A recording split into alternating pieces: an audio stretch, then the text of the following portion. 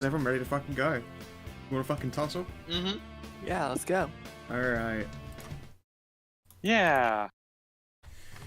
Well then, my lovely ladies and gents, welcome back to another fantabulous and wonder sight mental episode of Arcana. Where last we left off, you guys managed to faff around for an entire session getting high. Yep. Yep. I don't know what you're talking about. Pretty I sure that's regret all that nothing. happened. Nothing horrible happened. Sandra died, and then it was okay again afterwards, but, you know. And then was okay. She died, Yeah. but it didn't take. Yeah, it's only one hard failure. Just one. Yeah, oh, that's right, your skin is Now now she's got ash grey, and your eyes are green. But glowy. You're But Ash's skin is red. slowly becoming a Necron. Yep. Just like you always wanted. Oh no. Oh, I know that, yeah. Oh It'll no. be How fine. is this awful? It'll be fine. And then Bob gets to play my favorite game, Try and Kill Your Friends. Yeah. Oh, that actually is bad. That might be bad. I don't know if I you've don't noticed remember just the how Yeah, hard it's she is really to bad. injure. I mean, we do have magic weapons, which should help alleviate DR somewhat. Mm. Yeah, but there's also the health issue. Yes, but Sandra would be plagued by a much worse issue. Actually hitting anyone. That's true, although it would be Sandra with an M14. Yeah, that sounds like a battle I would have I've to put never a yet shield on. fought your party with automatic weapons fire. Like, proper. You've been Yeah. you've been brapped at by burst fires of SMGs before, and that's basically it. Technically speaking, that's the gun that killed Dirk. Yeah, Sandra's gun has actually already killed a player character. Just waiting for the moment to add more notches to it. Yeah. The Ripperoni 5000. The thirst for more blood. It's the real curse. It's the curse. That's the curse object, isn't it? It's not my back at all. Mm, I'm onto you. maybe. I'm joking. Man, Please City and don't make Killer my- Bee Swarm is hilarious.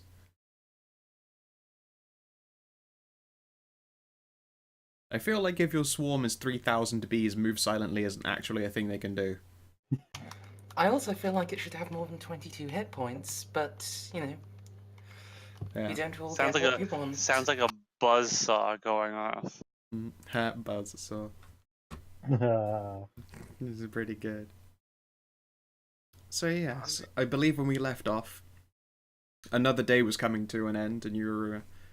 What, when is it you're leaving? What day is it? It's January the 26th in the morning. Let's see here. I believe we leave the 29th, or ist. Yes, you leave the 29th day.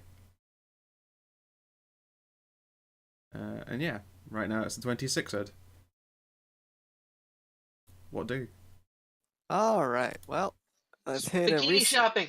Well, hold on here. I want to make sure we get some out of the way first. I want to try and learn about glamours and how to make them. So if I could borrow Ash and see about studying her glamour for a little bit, that'd be great. Yeah, because I got the simple one. Yeah, sure. Alright. Give me an Arcana test. A knowledge arcana or a spellcraft test? Either will work. They will give you different answers.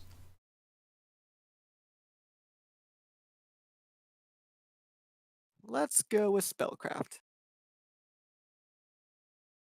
Okay.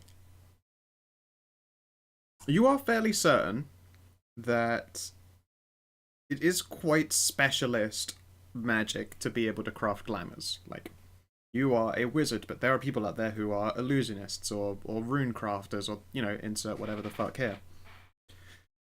You have the same magical power of one of these people, but you haven't really gone through the kind of training. You could probably get there eventually, but it's, yeah, it's not quite as simple as just having a high enough spell level in this case. There is a learning curve that's also going to, well, it's going to get a little bit in the way. Fair You're enough. fairly sure that there is some kind of ritual that you don't know that is used to actually bind pieces together and effectively give something an image. Like, you've casted illusion magic, and you've, well, I think you've casted. You have at least a book in your spell in your spell book that's of the illusion type. Maybe you don't even. I'm fairly certain change self is an illusion one. I don't know for sure though. Okay. Regardless, then, like, you'd know how illusion magic casting works, but it's by its own nature temporary in its entirety.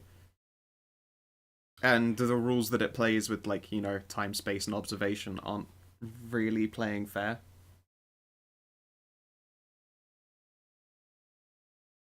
Okay. Yeah, you'll have to look into it more, but you're pretty sure it's out of the scope of your knowledge unless you're trying to actually learn how to do it from a specialist who can, teach you the rights and the ways. It's Fair enough. yeah, it's not high power magic, it's just complicated. We can see if Right, the owner of right. the broken table knows anyone who could teach you. Yeah, I'll have to eventually ask him about it. Or you could go to the information broker. They're people with information. They Yeah, tell I you mean, things yeah, for we're money. in good with Affy. Yeah. I'm sure a sizable donation could be made to Affy and for this information. Yep. That's what she's there for.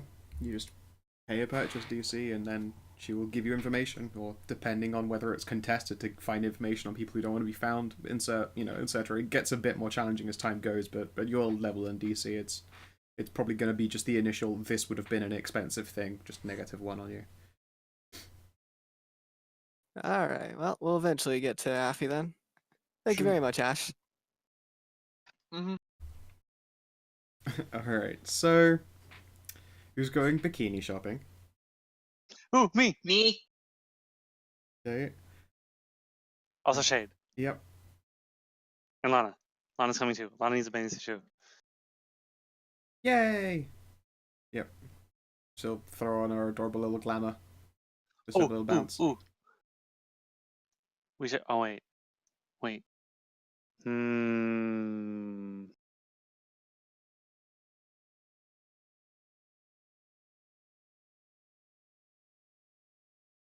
Hmm. Are Lana and Bologna's proportions more or less the same? Basically, yes. Okay, then we can go Lana's out and got get like a tiny she's got like a bit of more height on her thanks to like age advancing, but the reality is their body type is effectively the same. They look like twinsies. Okay. Well, we can get something for Bologna then, because Bologna doesn't have a glamour. Bologna Yeah. can't go outside. This is true. Yeah. Okay, sure. So you guys can go out shopping. I mean, I think you're all pretty much rich enough that it's not going to be a problem unless you want to do something ridiculous. I don't know. Do you want to do something ridiculous? I feel Not like that's quite. always a good question to ask out loud. Like we do No. anything ridiculous. Okay. So yeah, then you can head off and get yourself some bathing suits and other holiday-going person things. It's probably outside right now, like miserable and cold. So the juxtaposition of going into the store and picking out like skimpy bathing suits is a fun one.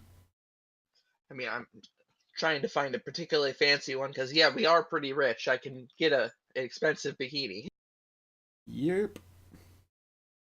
You are And certainly Ash capable. is just shy in terms of talking to people. She's not ashamed of her body in any way. No. Indeed, she gets a lot of looks because she's fucking smoking hot, Mm. as one would expect.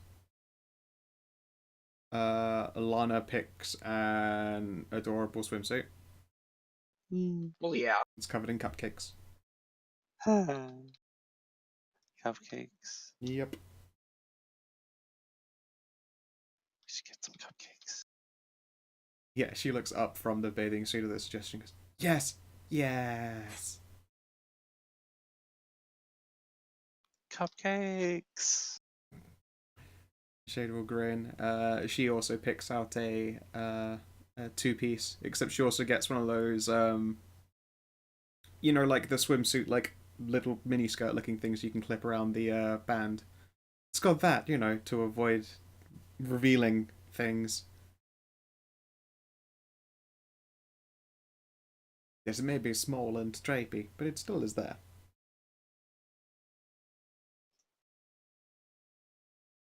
Yeah, okay then. Is there anything else that you do while you're in town or preparations? Otherwise, we'll start jumping forward through time. Well, I gotta head to the bar and see about Affy getting this information, I guess. Sure. But that could be that late night or whatever, so I won't have to deal with the sun. Yeah. You can wait for night to fall and go out on the prowl.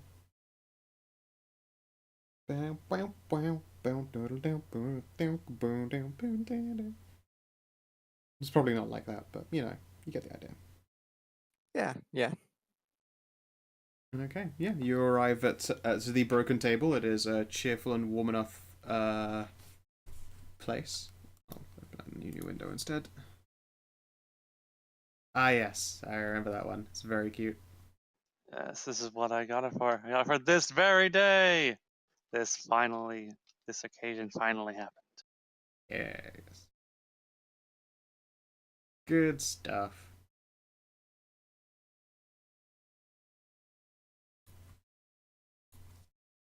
Is a fun picture. Yeah, alright then. Yeah, Affy's there. A couple of handfuls of people are there. She's right now probably... Let's have a think here. Is she working right now? Probably. There is someone that she's at a table with. They are wearing themselves a particularly large, long, comically old-style, trench coat. You expect this guy to turn towards you in a film noir cutaway to occur. Everything just suddenly go a little bit grayscale, but... No, they're in a conversation. The hat's pulled up all the way, collar's up, so you can't see any facial features. They speak for a little while about something, presumably, and speaking quietly, and Affy's voice doesn't really have the power to carry unless she's actually shouting, because she's small. Right. And then, the guy in the jacket will pull out rectangular shape, probably in the realms of some fat stacks. 6 inches by 3 inches and maybe half an inch thick, and you recognize it as solid gold. Oh, there's bars of gold. Oh, wow. Okay. Affy will lift the bar of gold with a little bit of trouble, bite the corner of it, seem satisfied, and place it slowly down again. And with that, their business appears concluded. I forgot you had that picture. All right then. Well, if their business is concluded and that the guy's left, I will go about seeing and talking with Affy then. Yep. Affy will, she sees you coming like, "Hi, Simon! Oh, 1 second!" And she'll, grunt, pick up her gold bar, and then, wobbly fly towards the bar. And then it is deposited around the back. Okay. And she'll flutter back over to you. How can I help you, Simon? Well, I'm in the information buying this time. I'm looking for a specific kind of ritual for glamours, you see. Mm-hmm. I'd like to know if you know of anything of that or if you know where I can get that information from. No, I mean, I don't know how to do them myself. That's upper tier shit. I'm not really much of a wizard as I am, kind of a little bit of a part-time arcanist. I can probably point you in a direction for a couple of people who know how to work that kind of mumbo-jumbo. Kind of a weird niche spellcasting to go into, though. Is that the kind of thing that you're after? Well, I figured it'd be useful to have in the future, and it does have its uses in providing money in case I ever need to have another kind of side job. You see, most people aren't going to want to just hand out training for someone who might cut into their market. True, but they I do can say money certainly talks. Yes, money does talk. Yeah, sure. All right then. Let's have a think here. And she'll sort of just like flying in the sky, sit down in like an imaginary chair, cross her legs, put them up, close her eyes, and ponder and think.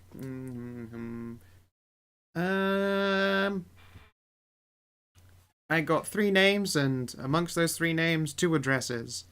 I might be able to help you out. Wonderful. How much would it take to get these names off you? I don't know. I can give you 2 of them for insert bonus DC, all 3 of them for 2.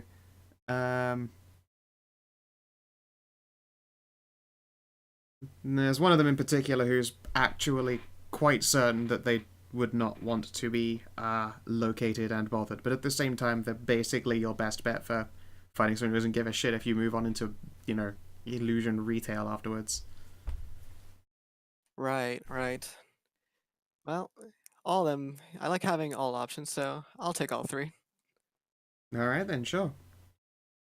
You're not So dealing in does- gold too, are you? No, nothing of the sort. Just simple checks and everything like that. Alright, awesome.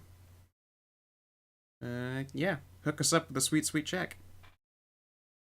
All right, and it's was it 2 wealth Yeah. or 2 purchases? You see? 2 purchase DC, you'll get 3 names, and of those 3 names, there are 2 addresses.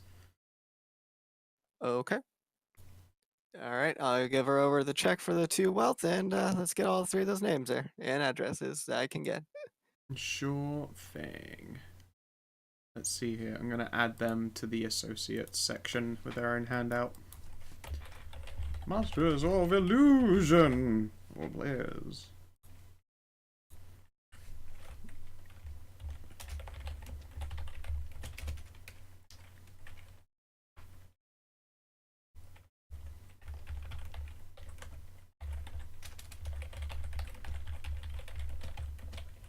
Illusion magic.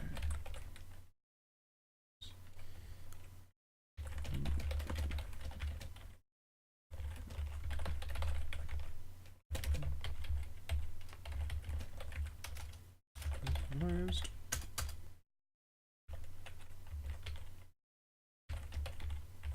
Baker Haswell. English, what is that?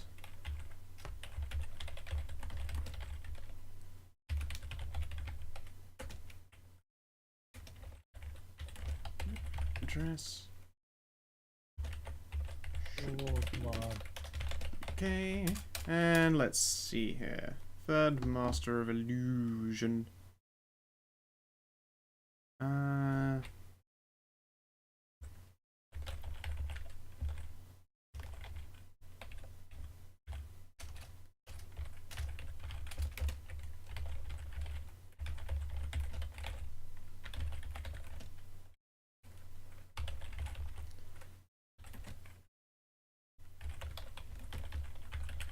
Specialist. No upgrade. Address enclosed.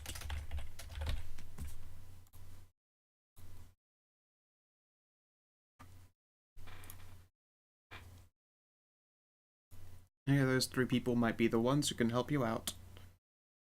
Wonderful, wonderful. Pleasure doing business with you. No pleasure doing business with you too. And then she folds your check into a paper aeroplane and then rides it over to the counter to her bar of gold. God, she's so cute. She's pretty Good. great. Well, while I'm still here, let's see. Is the owner on the actual bar? Is he like in like? He does not appear to be a working bar right now. Well, then never mind. I'll just head back to the castle then. Alrighty. Take care, Simon. You too, Affy. It'll be a while before we see each other again. Which job are you doing? We're heading out on the cruise ship for a while. See about getting Cruise. some stuff from the places that it's going by. Alright. If you find anything cool, be sure to bring it back. Will do. That said, boats are nasty. Did you know that they go out on water for a long time? No land? I know, right? It's such a weird thing. Oh no, it's just fucking scary as shit. I hate the ocean. Yeah, like It's got lots of weird stuff down in it. It's also full of water. Fish fucking it, you know. Indeed. Nod sagely, and she will then put yourself on the counter. Give you another wave. Alright, I'll wave goodbye as well and head out. Yeah. What else are people doing?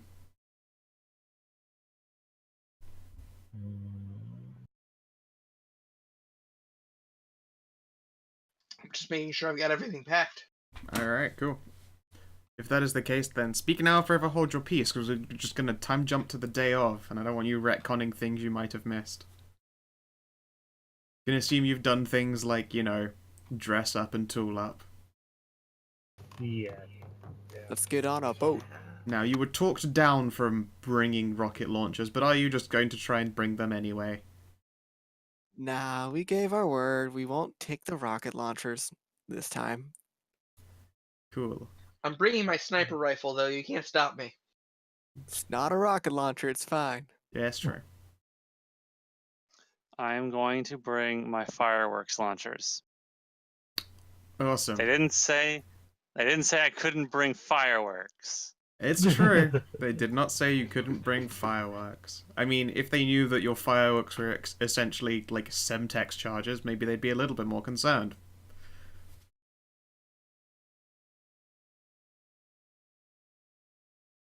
Whatever. I'm sure you couldn't get up to anything mischievous with something with the word launcher in it. Yep. Alright then. If that is the case for all of you, time will swoosh forward. Swoosh. Swoosh. Don't want that one. The 29th.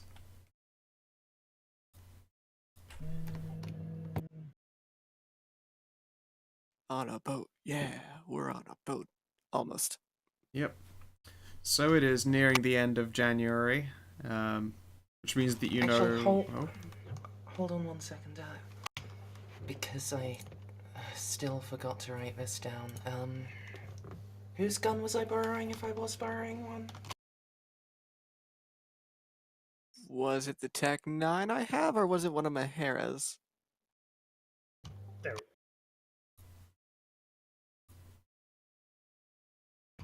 Did you write a name down? No. I'm not hearing anything else, so I'm assuming it was the Tech 9 that I have. Tech 9. Sure.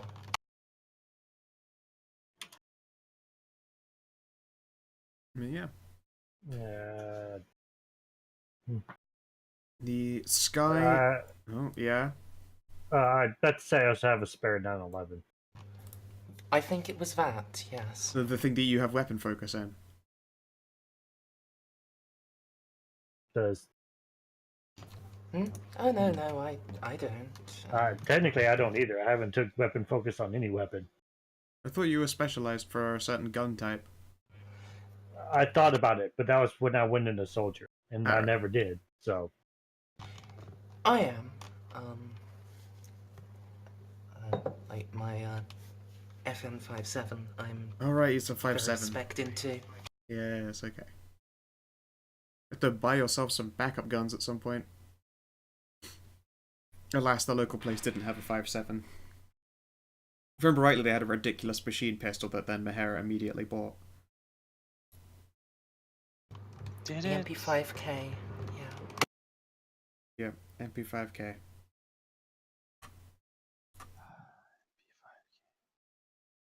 Oh yeah, a +1 MP5K with Evil Outsider Bane.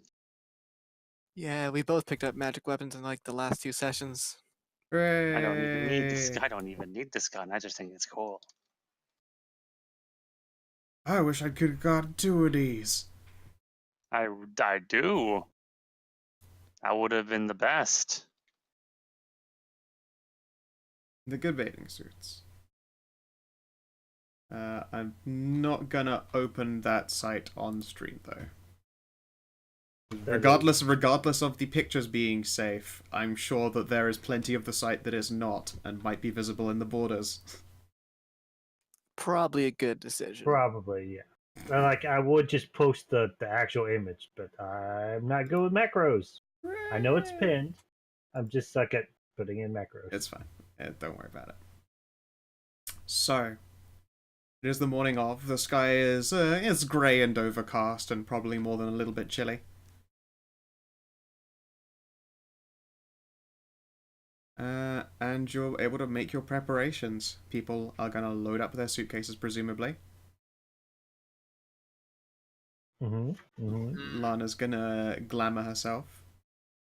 Yeah. I'm probably glamored as well, of course. Yep. Well, I need my glamour on the boat, or not on the boat, no. Yeah. Bologna will grumble and climb into a suitcase. Oh. And you hear like a zipping noise and eyes peek out from the suitcase. End of time. Well, we will have to get Sorry. we will have to get her something. I'm working on it. I just have to find these people that actually know how to do it first. No, I always considered going and getting taught how to do that by the other fairies. But it's dangerous. Yes, at least the way that I do it, I only have to possibly make deals with certain people that will be easily to upheld. If you do it, well, I don't know what we'd have to do for fairies then. Oh, I already had a solution actually. What was yours? It was like debt trading, right? No, it was a safe word. Oh, that was right. It was a contract I would drop, and it would be like everything. It would be fine, and I wouldn't. It was so that I wouldn't accidentally, Form a contract with someone for them asking you if you can do something for them, and you just been like, yeah, sure. And, oh shit, that was a contract. Yeah, and instead it was like there was a word that or a phrase that if someone said it, then it would be okay. We're making a deal now, kind of thing. Yeah, might work.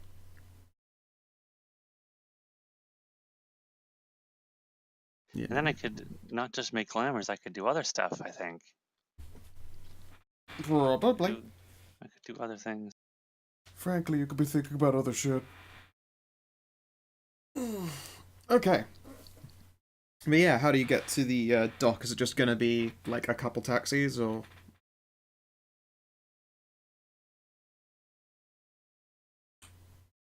Yeah, it sounds like the most reasonable option. I wish I had that. I really wish I could buy that Aston Martin. They just don't have it in the right color. It's true, they don't. It is pretty tragic that you can't get a dope Aston Martin yet. No. And my motorcycle only can carry 2 people. Well, Lana would totally like to ride on the back of your motorcycle of doom. Oh, you know what? I should get a sidecar for the motorcycle. A crotch rocket with a sidecar? Hmm. Not the nicest looking dealie. I mean, it works, but yeesh. I suppose that's true.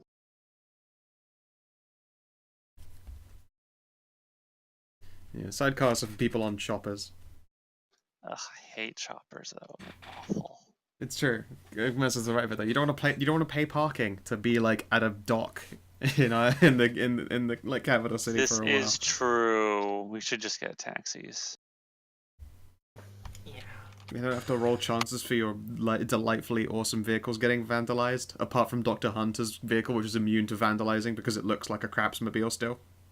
It's already been vandalized. Time has vandalized it. They start adding stuff to it to make it feel better. Need to make it go. Could you make this thing do a go? Yeah, okay. Panama hat, some lightweight khakis, and some swimwear. Yep, Dr. Hunter's ready. So how much suntan lotion is Simon bringing? A lot. All of it. A bucket full of it. I need SPF albino, please. I'd be like, in Pretty fact, when much. you're ordering it, like this, like high grade, sometimes like, what the fuck are you, albino? And you'd be like, no, I'm just a guy. Like, fuck, are you like a vampire? Jesus, and be like, no, good one. No. That's crazy. That's crazy talk. Yeah. Is that girl that cuss well? So what you're saying is you're getting the bulk bottle of SPF 100. I'm getting the industrial grade. You're strength of it. getting like what is it, like that sun sealant stuff that you would put on like hard decking. Just like, all right, got some dick sealant. Oh god. Just see I fucking love Sandra that. slightly roasting, just like, I don't feel pain. That's true. Yeah, we need to get some color back on you. Gosh, poor Grey Sandra. I don't- I'm gonna assume that your bathing suit was probably in more like bright primary colors to make up for the fact that you're grey, as opposed to going with white. Oh yes. Yeah. I think I had a few pictures that went with that. You know what this grey-skinned person needs? A white suit. Just anyone who looks vaguely in your direction just goes a little bit blind, like, oh fuck. Oh, my face. Yeah. And I you know arrive. it's actually really hard to get anything above 50 in SPF. To be honest, I just wanted that hat. There's apparently it seems like there's a lot of actually okay. So there's very diminishing returns on sunscreen. That like 30 blocks, about 70, about 93%.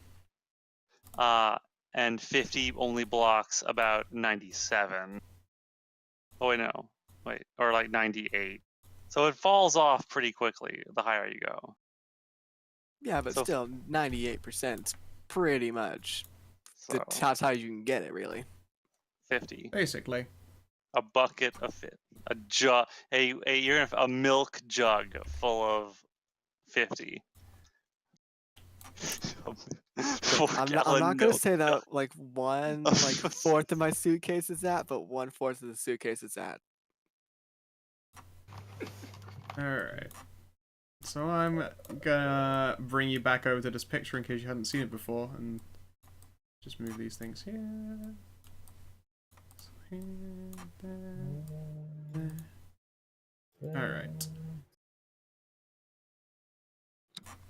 Yeah, I just can't decide. I'm just gonna bring This them all. this is the boat waiting for you guys in the dock.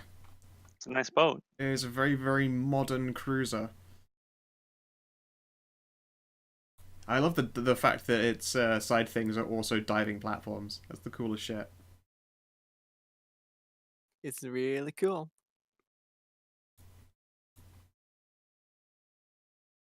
And yeah, Oh, they are. Oh, That's nice. whoops. take a Just good like a- hard look at this motherfucking boat. That is a nice fucking boat. This is a super nice fucking boat. Right, and now one moment while I grab the captain. Alright, this is the man that you meet. That's the captain. No, just fucking with you. Oh, He looks like a pirate. Let's see That's here. because he is one. That's Captain Corgan. God, you know what? I would actually ask him if he's a pirate. If he looks like that. You a pirate? Oh, are we gonna raid some ships? Let's raid some ships. Yeah. there's so many. There we go. Okay. He does Still still looks look like- quite piratey, but he also doesn't look like a crazy Yeah. old dementia man. Hey, you a pirate? He'll pause. I get that a lot, but no, I'm not a pirate. Aww. I mean, if you ever do decide to go pirate, you already got the look for it, buddy. Yeah, so I hear. I'll look over the lot of you and then wave and indicate the boat. Alright then, yeah, bring all your goods along. I believe you're the only ones we're picking up here from this dock. Yeah, alright, let's go. Come on. Cool. Let's get on a boat. Yay. On a Boat, boat. Yeah, you can start picking places. and as you choose to go in areas, I will start populating the map with people as you see them. You have a bunch of Belgian Dragontars that are going to be there. Yeah. Yeah. They are All right. presumably not like out in the open deck right now, since you're pulled into an actual dock. Wait. Yeah. To the tars. Where are they at? Put me on the map. Put me there. You're I on want the to be map. there. No, put me where those dragon tars are. You can. I mean, you don't know where they are yet. They're on the inside, probably in a restaurant. All right, so you immediately go up there. There's I suppose I'll. In fact, give me a moment. I will give you the facilities. Mhm. That seems like an actually smart person thing to do. And I just remember that I'm Belgian. There's a lot of bars. It looks like on this boat. Yes. Upper deck restaurant / bar. Upper bar / hot tubs. Middle deck restaurant / disco. Disco. Yeah, of course. Inner decks, living spaces, and spa. Do I want to get in a drinking contest? Maybe, maybe not. I sort of want to, but I might have liver problems. I don't want to die of liver problems. That would just be Well, embarrassing for you you. don't want to come back even more, Necron? No, look I at mean- you! Look at the tan you got. It's changed your hair No. back.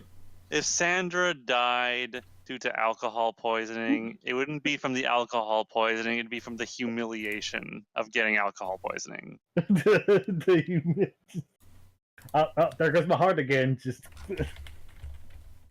You're not quite as dwarf as you thought you were.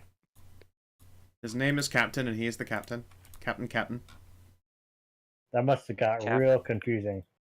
It was really, really annoying when he wasn't the captain, actually. The first mate captain. I've been there. Hey there, Private Captain. Fuck. Private captain. You know, I've actually met that guy. You've met Private Captain? Well, Sandra has, probably. Probably. Remember, she's in the military. She Yeah, met that's true. privates. Yeah, I noticed that she's also just like wheelbarrowing herself towards the middle deck restaurant, Oh, okay. just sideways. I gotta go. You ain't got your sea legs yet. I just need to put some food in my belly. There's rocking. I don't know why it didn't bother me before. All right. Joking. So, you are going to be sailing the North Atlantic, and your destination is to go by Jamaica and be off the coast of Miami. Yeah, Jamaica! Oh boy. Ooh, hey, oh man, so if we're going by Jamaica, we should totally score Gangelf some stuff while we're here. It seems only yeah. polite, sure. Okay, so let's pull you guys into the token layer. Blip. Blip. Let's see here. Mez and Shams, I'll shrink them down just because size efficiency. We already know they're big. I haven't made the Dragon Tours big, but they all occupy like an extra space.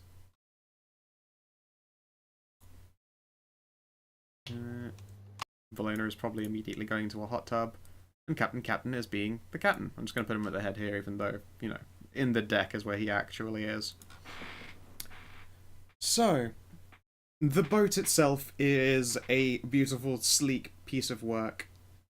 And when she exits the dock, there's only like the softest thrum that you can feel through the deck as, hidden engines and motors begin their work.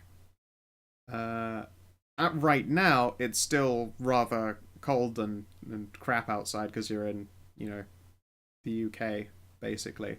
It's not going to take you long to get away from the shit weather, but you've got quite a journey ahead. Places like the hot tub are, as you would expect, quite warm. Like every layer, so places like the outdoor dining, There are heat lamps you can switch on that will effectively just make it warm to be underneath them. There are multiple bars. Your goods are going to be taken downstairs in the main rooms and decks. What do you want to look into first?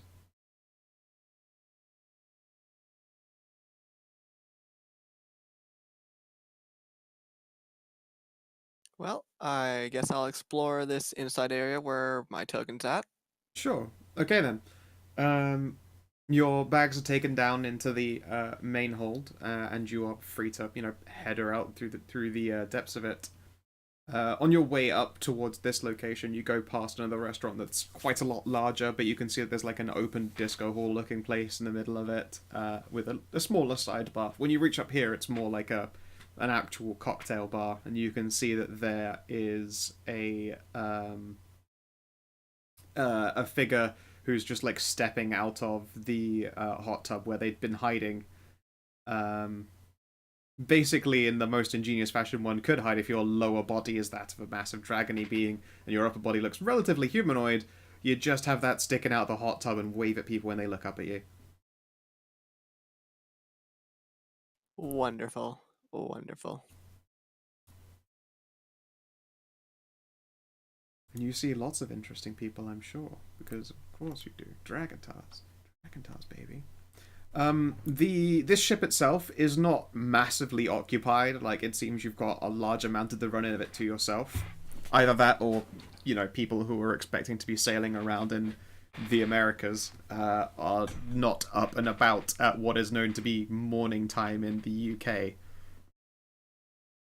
So there's probably a handful of people, like, quite unconscious, and who probably will be for another 4 or 5 hours, so it's quiet when you're looking around. Yeah, and then there's the aforementioned dragon tar in the water. The aspect of hugs. The best aspect. All right, this is great. This is a good start. Yeah, Bologna is scampering around alongside Sandra, and she will effectively, like, climb her way up to the next floor to then dunk herself into a hot tub where she is amazed and delighted to see someone who looks so crazy and strange.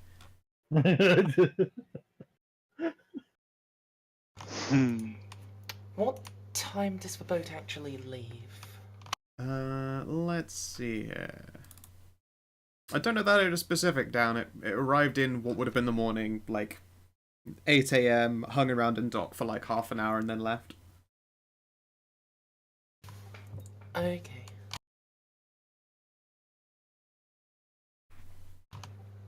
I wonder if this boat has Wi-Fi. Yeah. Oh, excellent. There's probably like a little greeting card that's got the locations on it. It's got like the Wi-Fi password and like rules and regulations for international waters, and then just it's a big block bold thing that just says "Have fun. Please don't try to deal massive quantities of drugs or explosives." Well, I suppose it's only fair.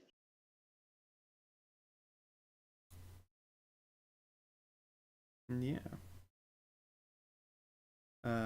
Shade is, I mean, she's still like, I think she's got like a couple days left before she's got 100%. She's got like, I think we figured it would be like one more day, like one day on the boat, and then she'd be Right. okay again. Yeah. So when she arrives, she'll be like, yeah. Is she gonna want to stay in the room in like cabin, or would, like, I don't know, would the hot tub make her feel any better a little bit? Some hot water, relaxing. Sure. Maybe massage. I bet they have masseuses here. They do have a spa. Would you like to go to a spa? That might make you feel better. Yes, I would love to go to a spa. We should all go together. Yes, excited wriggles from Lana. And we shall go to the spa. Hooray! I don't know where it is. Ash will greet the Dragon Tars in Dutch. There's only two things in the world that I can't stand: the racists and the Dutch.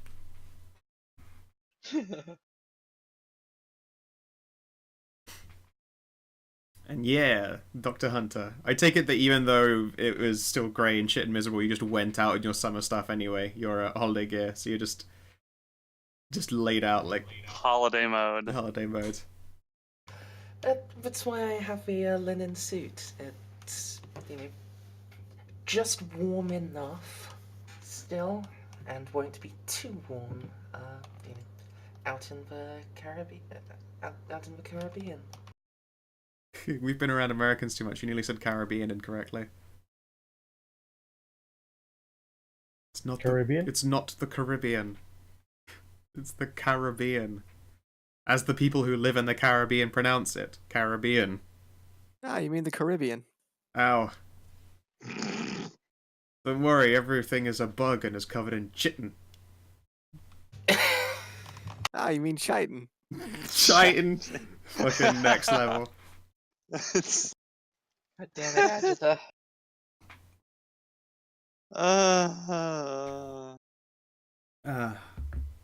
Titan. So yeah, Dr. Hunter, you go to the rear bar, and it seems that Sandra is on your tail, so to speak. And you can see that the deck is lined with a number of interesting people, and yeah, they have humanoid upper bodies. They probably reach about 6 foot in like sheer height, just looking at them. But that's because the animal like hind body of them is like heavily scaled, probably weighs like 300 to 400 pounds. It's all like a muscle and like deadly claws, but they're all like shining, glistening scales, and people have like tied nice jackets down over them as well. Like, they look quite lived in. In fact, I'm pretty sure this one here, the slightly bimbo-y looking one, even has her claws painted. Oh. That's adorable. Yep. And they are sort of laid out in various states eating breakfast when you wander up with a fruity drink. Which one? Uh, Do we both have fruity drinks? Me and Hunter. I know Hunter's a fruity drink. If you've grabbed a fruity drink, then yeah, you both have fruity drinks, and you'll get greeted by both of them.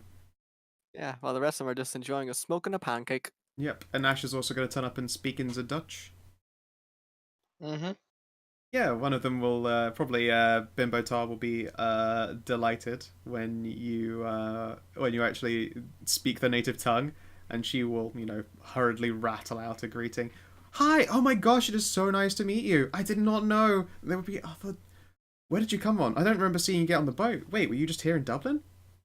Yeah, here in Dublin. Native Belgian. Oh, I'll be damned. Well, it's a pleasure to meet you. I'm Pleasure Cesare. to meet you. I'm Ash.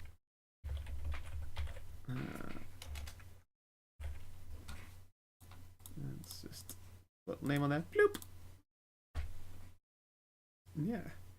And she'll if you go for like the handshake instead, she gives you the hug.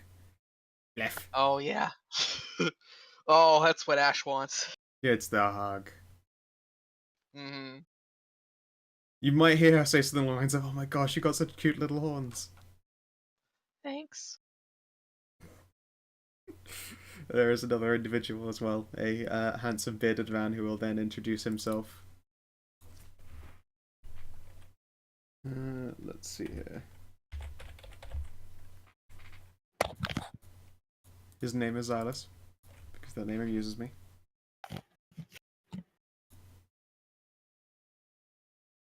Part of me wanted to do an accent just then. I was like, no, it'll be so racist. Don't do it. Just a step too far. Well, the next one sounds like a Chinaman. Just keep going through it all. And yeah, he'll greet you as well and indicate that the toasted breakfast is very good here. You should definitely order up some. And before they all start asking questions about you, I'll just sort of gradually slot in all of their names.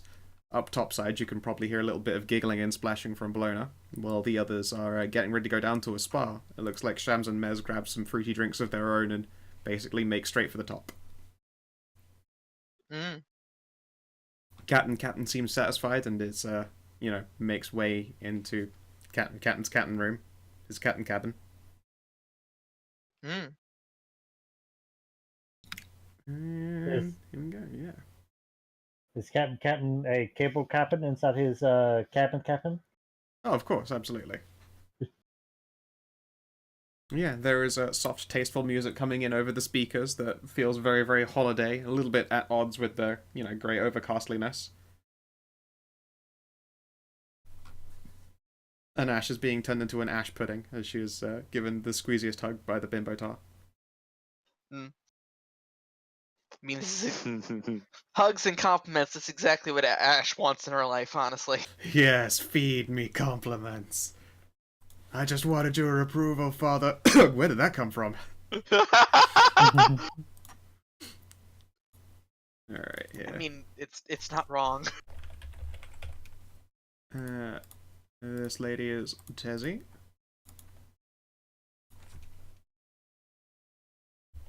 This one is Anna. And this one is... totally spelt like not. You know what? No one would recognize this name, so that's a different person. Wow, what a totally original name. Do not steal. Don't steal. This is Kenora.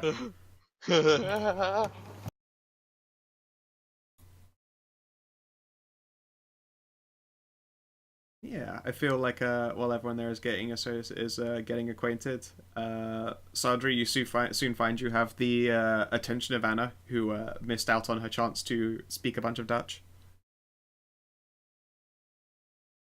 I guess I'll go and talk. Let her speak Dutch to me. No. She'll speak in English. Oh, it's a pleasure to meet you too. Are you with us for the whole trip, or are you getting off somewhere along the way?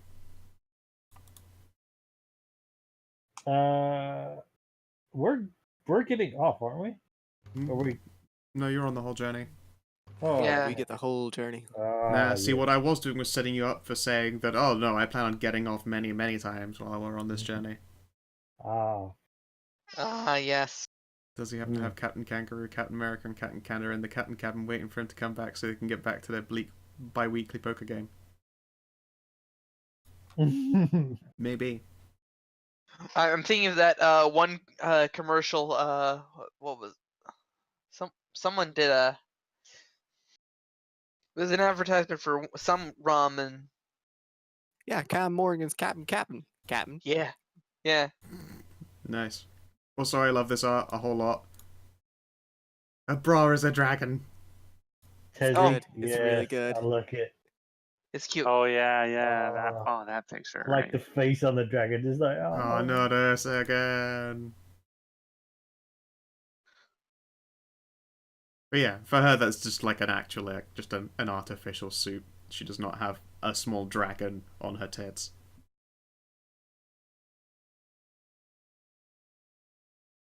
Yeah. Why, hello there. You're an interesting looking person. Good morning. I'm sure that I'm much more boring than you think. You say that, but I think that everyone who's going to be on this boat is going to be interesting for one reason or another. Like, what do you do? I'm a doctor. A doctor, huh? And yet, I can't help but notice that you're a human amongst a crowd of... and she'll indicate your companions. Tieflings and undead and... I don't know. Is she some type of tiefling? Sandra is...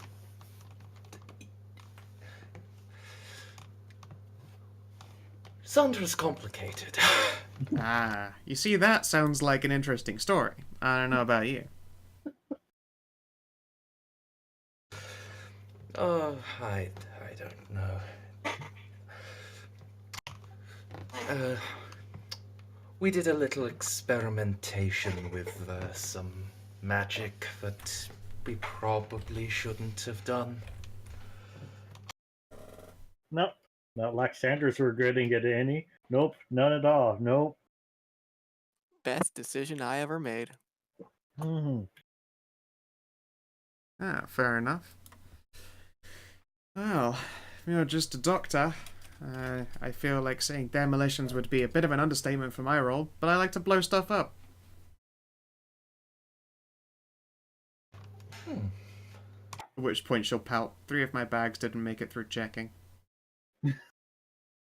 Didn't make as in they found, or didn't make as in they exploded? Oh, as in I was told I couldn't bring them in the end. A woman of explosives, someone after my own heart. Oh my. We were warned far enough in advance, didn't have to worry about packing. Yeah, I was told too. I thought I could get away with it still. I mean, the real issue is that when we, I had to leave the bags behind and get on the boat, what I did was leave a really big couple of suitcases full of explosives just sort of, like, in a checking locker. I'm sure that won't come back in any kind of way, though. I hope not. Good luck to you. Ah, for sure. I mean, good luck to them if it does go off. I'll be fine out here.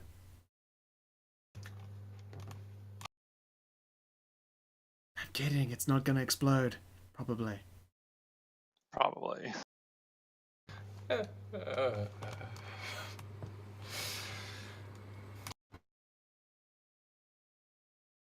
You will just nod amusedly. And yeah, she'll happily converse with you about anything else you'd like. Let's have a quick zoomaroom around here. Shams a message up to their thing. Right, the Mahe family are going to the spa. Hello? Oh, Yes? Yeah, Hello? we're still here.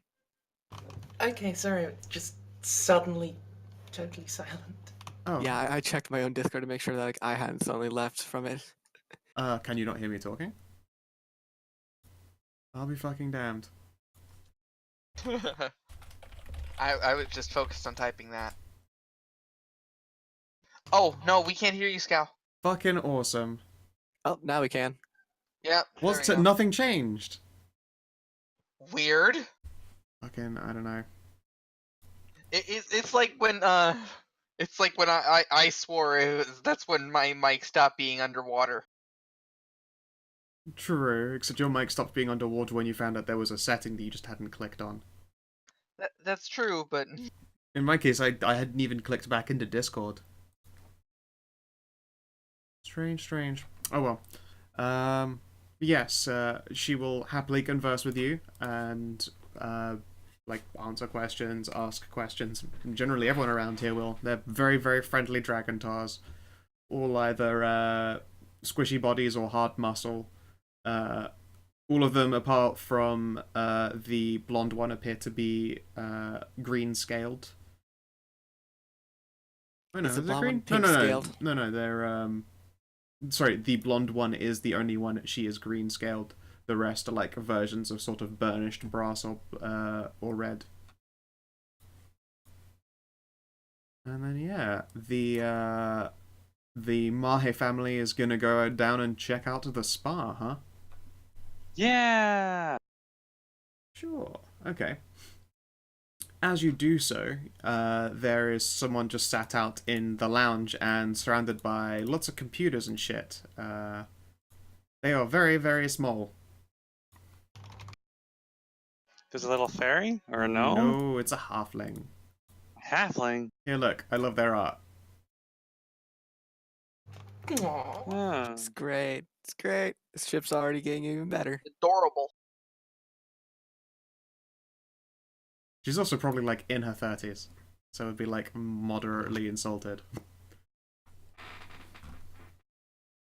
Adorable's adorable. It's true. And yeah, she's sat up and you can see that she's tip-tapping through a whole bunch of stuff.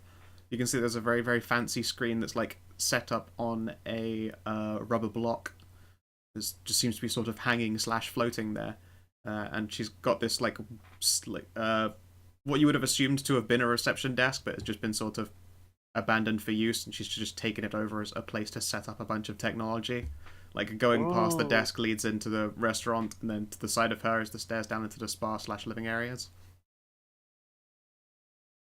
She's basically at the Fancy. heart of the ship as we speak. And she is tapping away at it all with a bunch of interest. She will look up as you guys, wander on by. Hi there. Hello. Have we just picked you up? Yes, we just boarded not too long ago. Ah, a pleasure to meet you all. My name is Kelly. I'm going to be the Hi, person Kelly. in charge of, finding you guys interesting shit to do. Oh, is that what you do? Is that what all these computers are for? These are really nice computers, by the way. Oh, thank you. I built them all myself. Really, you too? Yeah. She'll Ooh. tap the big glass screen that's sat on a rubber block, and you realise that it's not even connected to the block. It just appears to be a screen that is semi-floating there or balancing there.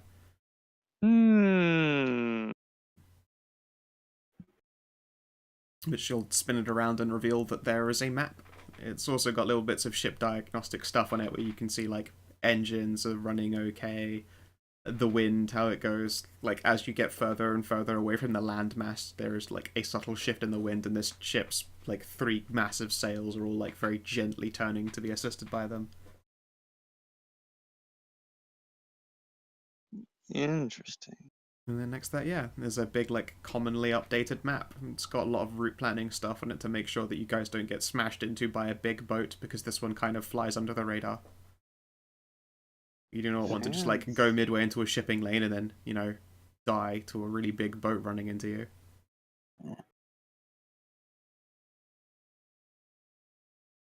Oh. I mean, you know that it's no commonly released technology. It's got to be some fucking magic shit. That's some Are these magic computers? Is that what this is? Yeah, that's right. That is super cool. Damn right it is. Oh, this is just a tablet, and she'll hold up a little tablet PC. Didn't make this one. Didn't really need to. It does its job. Does that mean you can enchant the computer to have more processing power, or are you gonna cheat to have better parts out of cheaper parts? I can do that. Although I guess enchanting would be expensive in itself. Oh, so I yeah, guess it would yeah. really be cheaper. Absolutely 100%. Making this here, and she will again gently flick the floating screen that turns around. Could probably, I don't know, buy a nice manor house. Wow, Yep. that is expensive. Yeah, no, it's this screen is not glass. It is I don't remember how it worked exactly. I had to get someone to source me the pieces, but it's basically imagine getting a whole bunch of magic shit and then melting it until it looked see-through. And then you cram lots of expensive technology in there and spend a month working on it. But it is a supercomputer. A supercomputer. Absolutely. It's not just a pretty screen. I mean, some people will spend a mansion's worth of money on just a pretty screen, but no, I like my shit to do things too. I bet you can play every game on the highest settings. Yep. Unless it's got Java. That stuff is such a pain in the ass. And she will grin toothily. Yeah, what are your names? I am Mahara. I'm Shane. This is Shade. She'll nod. And then Lana will be spider climbing. This is Lana. Hi. Okay, go. Oh, hi. To her head. I have no idea what you are. She'll pause to lean over the counter. Lana's a Lana. great big hug monster. Yeah. Aren't you? And then she will immediately snack wrap her way around Mahara. Oh, fair enough. She'll pause and consider. Still, though, always interesting. I like to be surprised by things. And she'll lean back, crack her knuckles. Here, say cheese. And she pulls out a little camera. Oh, grab, quick! Gotta grab shade. Yep. Picture. She'll sigh and roll her eyes, but, you know, there's like a tiny smile there, and they'll, you know, stand still for a picture. Lana, of course, sticks out her tongue. It's a lot of tongue. Lem. Yes. Phlegm. And yeah. She will grin and place the camera back down again. Nice. You travel with any other, you know, strange, exciting new shadow kind? Oh yeah, we got a whole bunch of us came all together. Ah. She'll hurriedly tap There's away a little. another hug monster like Lana. There's a vampire and some lizard guys and gals and A there's vampire? just yeah, On a boat? On a cruise? yeah. Okay. He's an adventurer. Well, if he's Adventure. sure, thought that kind of thing would, you know, fuck you up a whole I'll bunch. whisper. He brought a lot of sunscreen. Alright, I mean, the sunscreen's one thing, but we're like constantly moving over a massive body of water, crossing ley lines at random points of time. Is that gonna hurt him as a vampire? You really say zombie? He's not really a zombie, is he? No, Okay. he's a vampire. Alright. I can certainly take a look so that he is not surprised later. But you might want to let him know just in case. And she will begin tapping away at her computer. Yeah. And then I will double check what I have in for vampires, because this amused me and I hadn't considered it at first. And I was like, wait a fucking second. I don't recall anything about the ley lines or anything like that kind of hurting me over open water. Let's see here.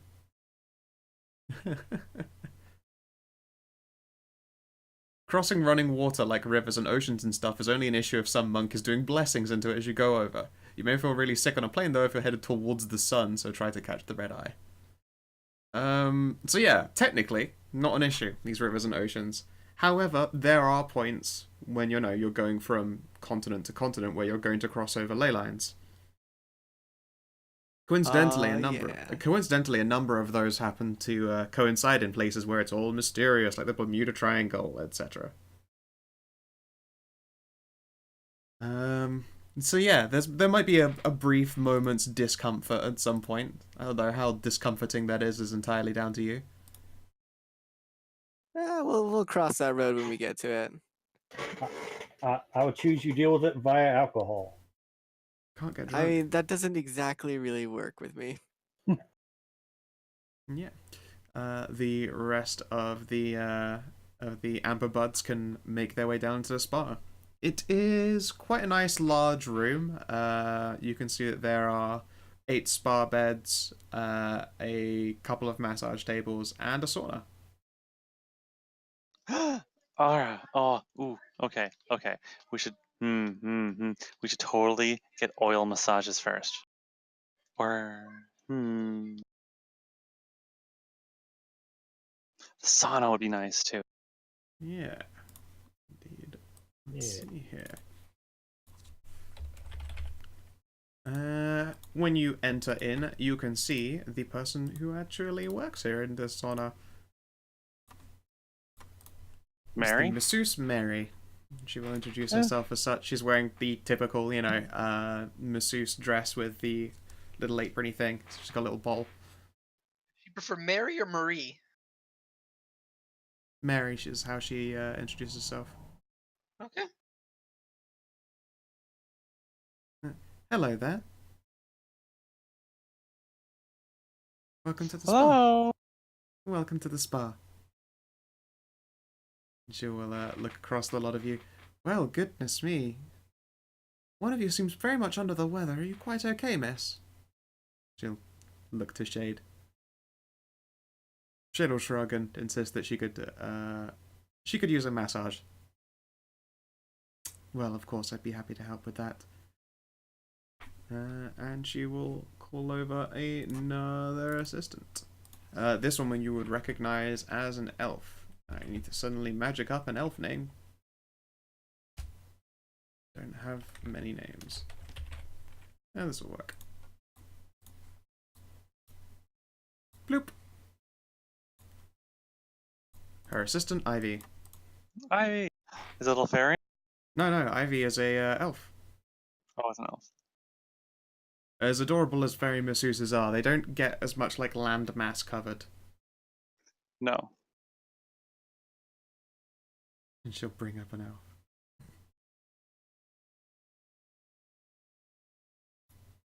I'd bring up an elf. I mean, they'd outlive me like straight the fuck away, but you know, good for them. Teach them all proper things. Well, I mean, more like whenever you just put an elf in this. Oh, right, okay. Are you afraid that it's going to Why? steal everything that you own? Oh, yeah, well, never mind. Don't worry about it. Don't worry about it. Don't Are you afraid worry of butt about it. stuff? No, it just has to do with the backstory of like why you came to Dublin. I know, I'm being Oh, right. oblique. It's fine. One day it's gonna come back to bite you, or you get to bite it. Yeah, Yeah. one day. You're not the same man you were before, but now as well. Elf girlfriend, that's right. Yep. You're gonna actually outlive a half-elf. Yeah, I will. I'm gonna outlive everybody. Woo! Hooray! Fuck you, I'm stronger than entropy.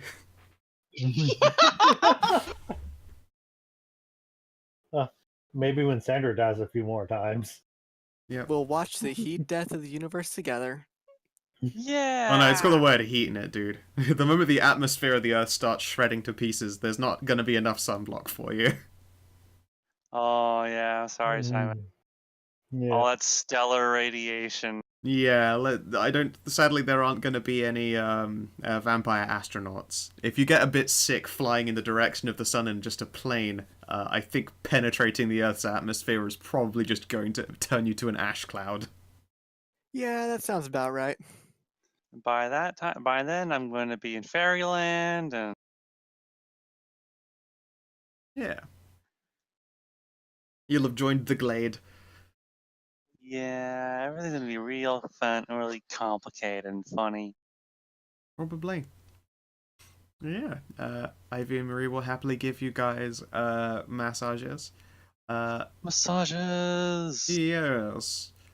They have the classic scented oils, little candles, Mm, gentle calming music playing. Lana, on the other hand, is she's a hyperactive person, to be true. a little bit. But then she finds out that there's a room that's job is exclusively just being incredibly hot, and so she goes immediately to the sauna because that sounds great. Oh yeah, I bet she will like that. Yeah. Yep. She you know how saunas tend to be a bench that's like across one side and then the back and then around the side of the room. So you know it's just a Yeah. square room. She lies down on one end of the sauna and then her tail goes all the way around to the other side of it. It just fully spreads out. And then she takes a nap. Takes a nap in the sauna. Yep. And yeah. And then two beautiful women attend to you both massage style. Delightful. Yeah. Now, on the other end of the boat, conversation has, you know, as you expect when people are first trying to get the lay of each other, it turns towards work, because you all happen to have a particularly interesting shared occupation of being involved with Shadowkind. Of course, of course. How much do you talk about yourselves?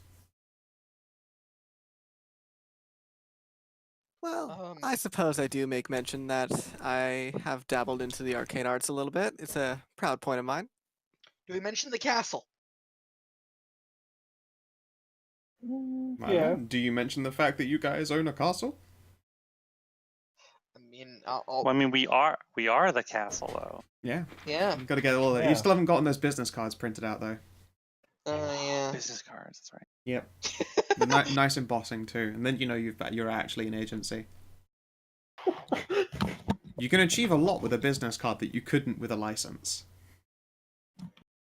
It's true. Next time we're back in Dublin, that's the first thing we need to do. Business cards. Get business cards printed. Mm-hmm. Really, really nice business cards. And you always have to treat it like it's, just a casual thing, like, oh, I'm sure I've got a business card around here somewhere or something. Hang on, and then you pull one out and it's just fucking immaculate and looks real nice. Yeah. I just reach into my coat pocket and just hand one out. I just got stacks of these in my lab coat. Yep.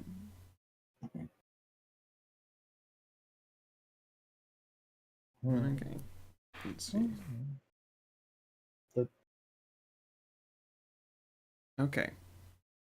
I think we should leave out all the drug use. I think that is something we should You skip out on the hardcore drugs. Yeah. It's just a little bit of LSD. Just a little. Yeah. To her, it was a little. It was Yeah. only near lethal. No, it was lethal for her. She consumed enough that it was actually lethal. And then she got high. And then I got high. I consumed enough drugs to kill myself. And then I got high. So yeah, I mean, your first job was like way back when of helping out Hassie and dealing with werewolves, all sorts of exciting stuff like that. Oh yes, we have werewolves back where we're from. Well, not wolves per se. We happen to have werebears more than anything. They came down from Russia. Ah, interesting. I had assumed that there would be other types of rare creatures, but this just gives actual proof to that. Yeah. She'll nod for a moment. Poor Xylus here got bitten by one once, but, thankfully we don't, we're pretty different. Xylus will grin, and, he's wearing, an open Hawaiian shirt, and he'll just, lift the side of it, and you can see, probably half an inch away from the belly button to, all the way around his back looks like one large, series of punctures from one humongous bite that just wraps around the side of his body. Quite the scar you have. My condolences and impressiveness that you survived such a thing. It was nothing.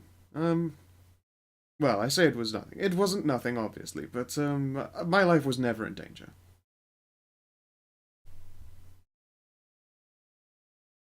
Oh, that's... I wish I could show you the back scar. Fucking metal ass scar. Unfortunately, there is no scar. Yeah. That would be a gnarly scar. It would be pretty Holy fucking shit. metal. It'd be very anime. Only when seen from the back, though. Yeah. Well, it'd be like that Vash the Stampede look of just all the wounds you've DR'd through in your time. Yeah, just... Yeah, did at one point I almost dropped to 50 hit points. That almost happened. Yeah, almost. Almost more hit points than I have. Mm-hmm. Almost.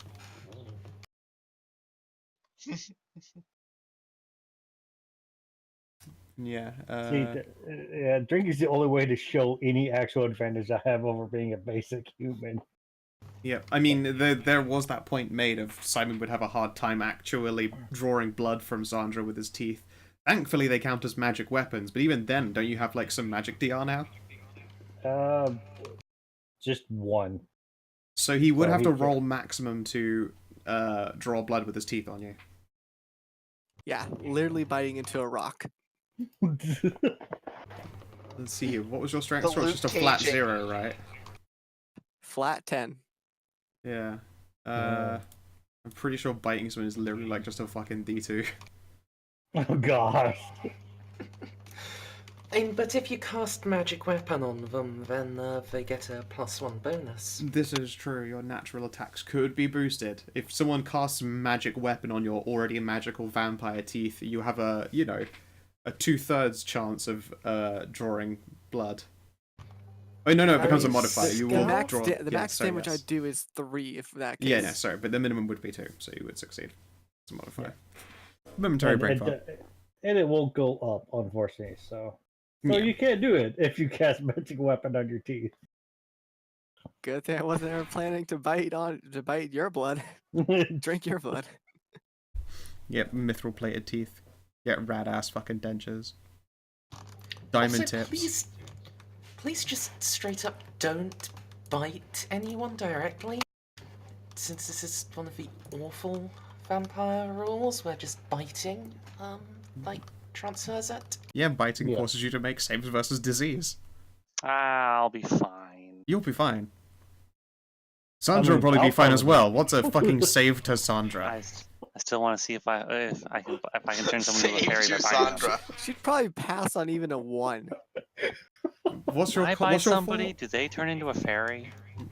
I feel like you've asked that question before, and you're just like mumbling it to probably yourself mid like massage, and the woman, Ivy pauses like midway massaging you. I don't know. You see, fairies, since they get fourth wall powers, also have cutaway senses. When someone thinks something stupid, then she'll be like, playing the side joke to it, like, even though it makes no sense to everyone else around you because you're on the other side of like a building or a room or a boat in this case. I'm just like, why did you say that? Like, huh? Oh, I don't know.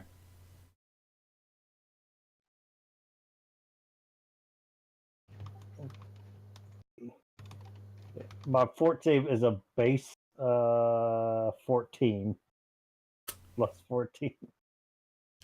Yeah, you pass. You just pass. Unless someone's really trying to vamp you, then the DC doesn't go up past 15. God. You just succeed every time. He can't vamp you by biting you. You're too tough. Rolls of a 1 are always a failure on the They're always a save. failure in the save? Okay then. So yes, you have a 1 in 20 odd of getting verpies. Verpy. Please. I thought saves weren't applied to that critical fumble and thing. Yes, they are.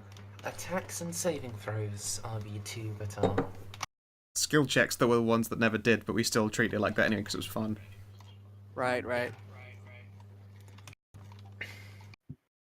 Ignoring rules for the fun is always a great way to go. Mm-hmm. It definitely is. Yeah. Alright. Eventually, like, more food and drinks come out and everyone will find their ways around tables. The Dragon Tars mostly just sit on their hindquarters. And they will regale you with a tale of one of their own adventures that they were quite proud of themselves, where they fought. How best to put it? Imagine, like, the typical Bigfoot look. If anyone's seen that video game where you're like in a camper van hunting Bigfoot, Oh yes. it's yeah. that version of him, effectively. I'll Yeah, find a no, picture of it somewhere. I think the game is actually Hunt for Bigfoot. Might actually just be. I think that's just called Bigfoot. Yeah, he is a horrifying monster thing.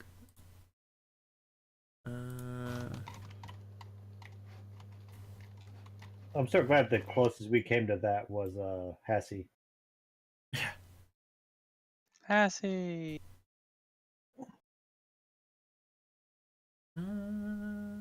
It's too bad she didn't want to come on this vacation too. Finding Bigfoot. Not an easy thing to look up, but yeah, he's a terrifying killer. Killer. It's like the closest I can get to a picture of it. I'll pull it over there so the chat can see it too. But yeah, it was inhabiting an entire apartment block. An apartment block that a particularly nasty fae had cursed. When you entered it, you were trapped inside. Like, quite literally, they were forced to play what was the equivalent of a, haunted horror game. Like, if you can't find the things you need to break it open, then, you'll probably eventually get eaten. They came to blows with it perhaps 3 separate times, and came very close to death each time. Eventually, though, they succeeded in scrapping back together the pieces that were originally used in the Curse This Building ritual, and ended it. However, there was still a fight with the Bigfoot in the end, but they were able to, get it to the outside instead of, stalking them through the apartment, bursting through, like, the ceiling, the floors, the walls. It didn't give much of a shit about that. In the open, they had a far easier time.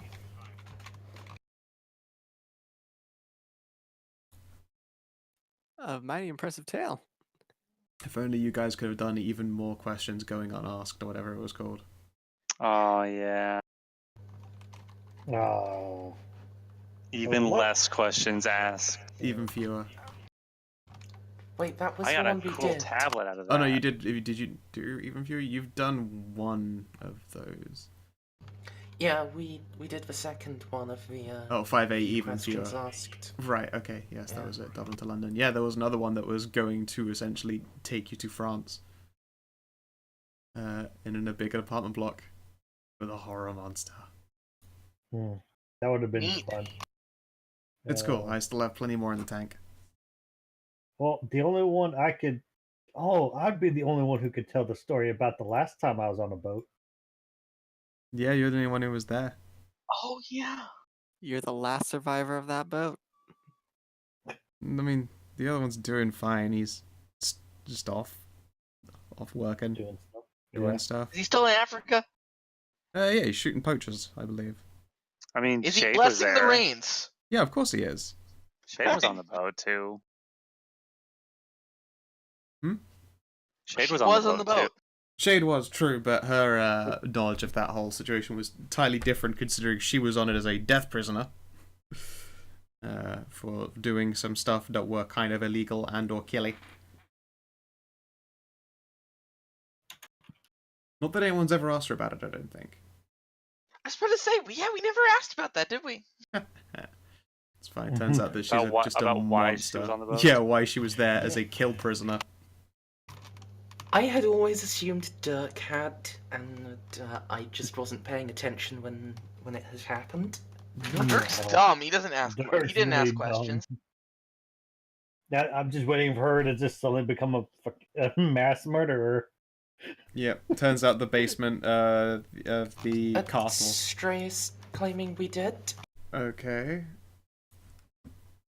Uh, Oh, then she might have been she evasive. she was extremely evasive, and none of us could pry it. Right. She told you bullshit. Yeah, I don't remember this. basically. Yeah, she didn't tell us anything. We knew she was lying, whatever it is, but couldn't glean anything. Regardless, no, she did say that. It's not true, but she did say that. A mystery for another day, then. A mystery for never. Yeah. I mean, I have no reason in character to ask her anything about that. I don't even know about that. Nope. Stray. Love you, man. Yeah, so they recount that job, and there are a few other bits and pieces that they've gotten up to. Although it sounds, by and large, you guys have been in more of the life-threatening situations than they have. But then again, they're like a large group of, like muscular, powerful dragon tars. Not a lot that can really scare them anyway. Yep, not particularly. For them, life-threatening is a lot different than us. Yep. At some point, Kanara will come down and join them for food, where you can find that your daughter has snacked her way onto the massive woman's great big pink dragon booty. And then we find up a dried up snake. Snack. Yeah, okay, Bella. Just made a new friend, and they like hugs.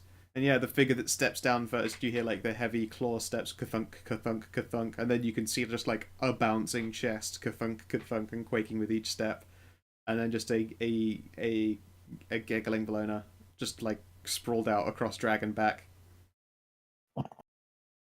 Bologna, get off that nice lady. Oh, it's fine, really. She's a sweetie. She'll You sort of reach back and just sort of scoop her hands underneath Blona's arms and then give her a big old hug. She's temporarily in marshmallow hell before being released. And then Blona will head over to Sandra and join her. Give her a big hug too. Yeah. You were immediately made damp. She was in the hot tub. That's fine. I figured it would be. Always worth saying. But yeah, it Or would... was Sandra already damp from seeing Kanara bouncing down the steps? It's a pleasure to meet you and your tent. Oh yeah, that's right. Yeah. No, when she does come down, it would be Anna here will go over and actually, bring her over to the group and gives her a great big old hug. And they will announce that they are partners. They've been married now for 2.5 years. Congratulations. Oh, thank you. She Into will... many more years for you. Absolutely. She will wiggle her pink booty. And will seem very pleased with herself. Like, yeah, I saw you all look. I got that. Like, very faintly, gently smug. Like, she's not rubbing it in, but, it's a little smug. Yeah, right now, it's still quiet. Is there anything that you would like to do on this? God, my brain is just a piece of shit right now. Is there anything you would actually like to do on the boat before it is due to get busy as the day turns to night? Yes. Alright, go for it. At some point after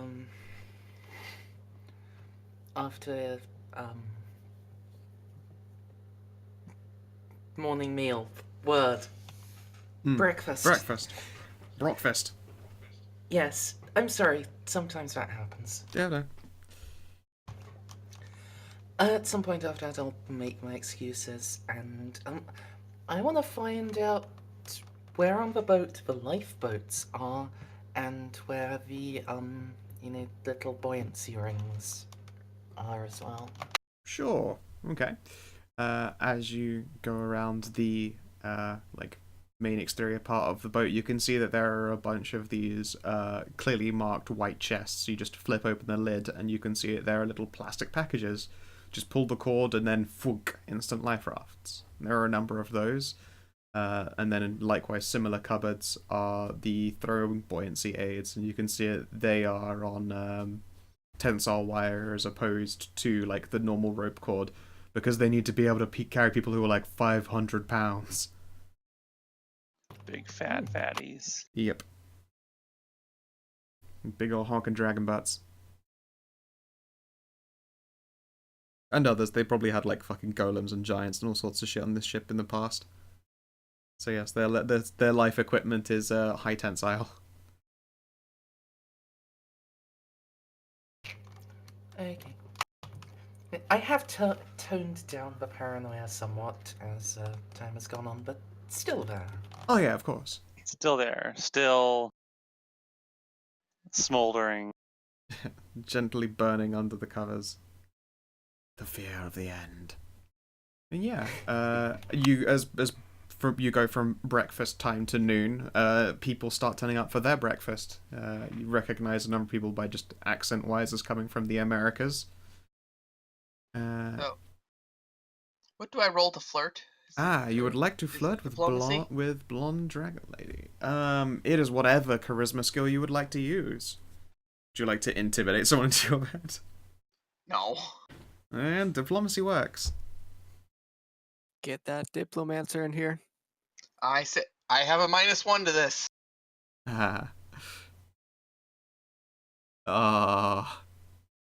Does she notice that you are flirting? Because you want to guess what her dump skills are? One's related to perception.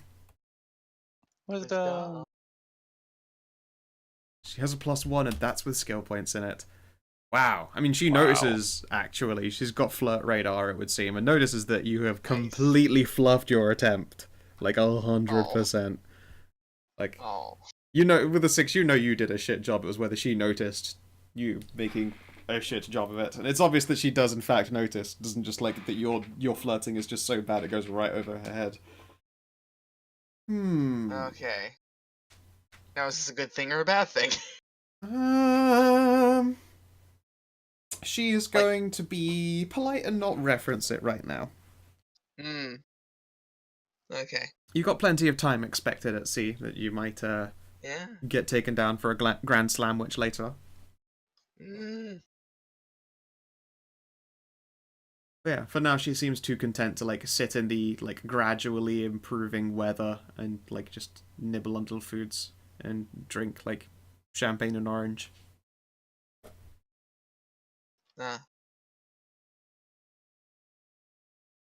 Let's see here. Yeah, does anyone else want to try and accomplish anything before the boat grows more occupied? I say now, like it's less quiet than it was. There's still mostly what you can hear is your own conversations and like gentle, calming music coming from little speakers. But there are a handful of other people who have started going around and getting breakfast, getting food, coffee. A few people are starting very early, like Sandra early on the drinks, as you can see by the like just someone who walks away from like a buffet bar with no food, but on the plate is just bottles of alcohol. I'd like to try and get to know Tazzy a little better. I heard she likes explosions. I like explosions. That sounds like a good time. Okay. Would you like to flirt with her and try and use explosions as your pickup line of choice? Explosion! I can show you an explosion, baby. I'd really rather not try the flirting right now, not until at least night. That's, Hey, baby, that's you true. know, You're very bad at someone- tests right now. Hey, baby. Yeah, just wait Hey, till you know, night. I get somewhere in +5 there then. are... Let's go. Save up all of your best explosion flirts for later. But yeah, she would appear to be a demolition specialist.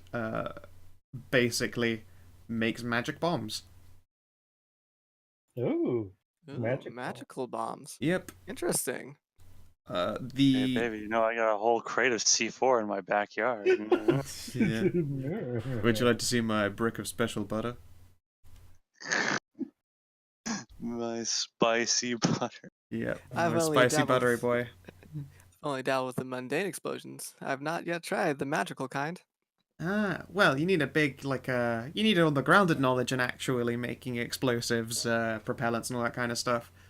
But then sometimes you know that an explosive is not going to do exactly what you wanted to do. Like, say you wanted it to blow a perfect door-shaped hole in something.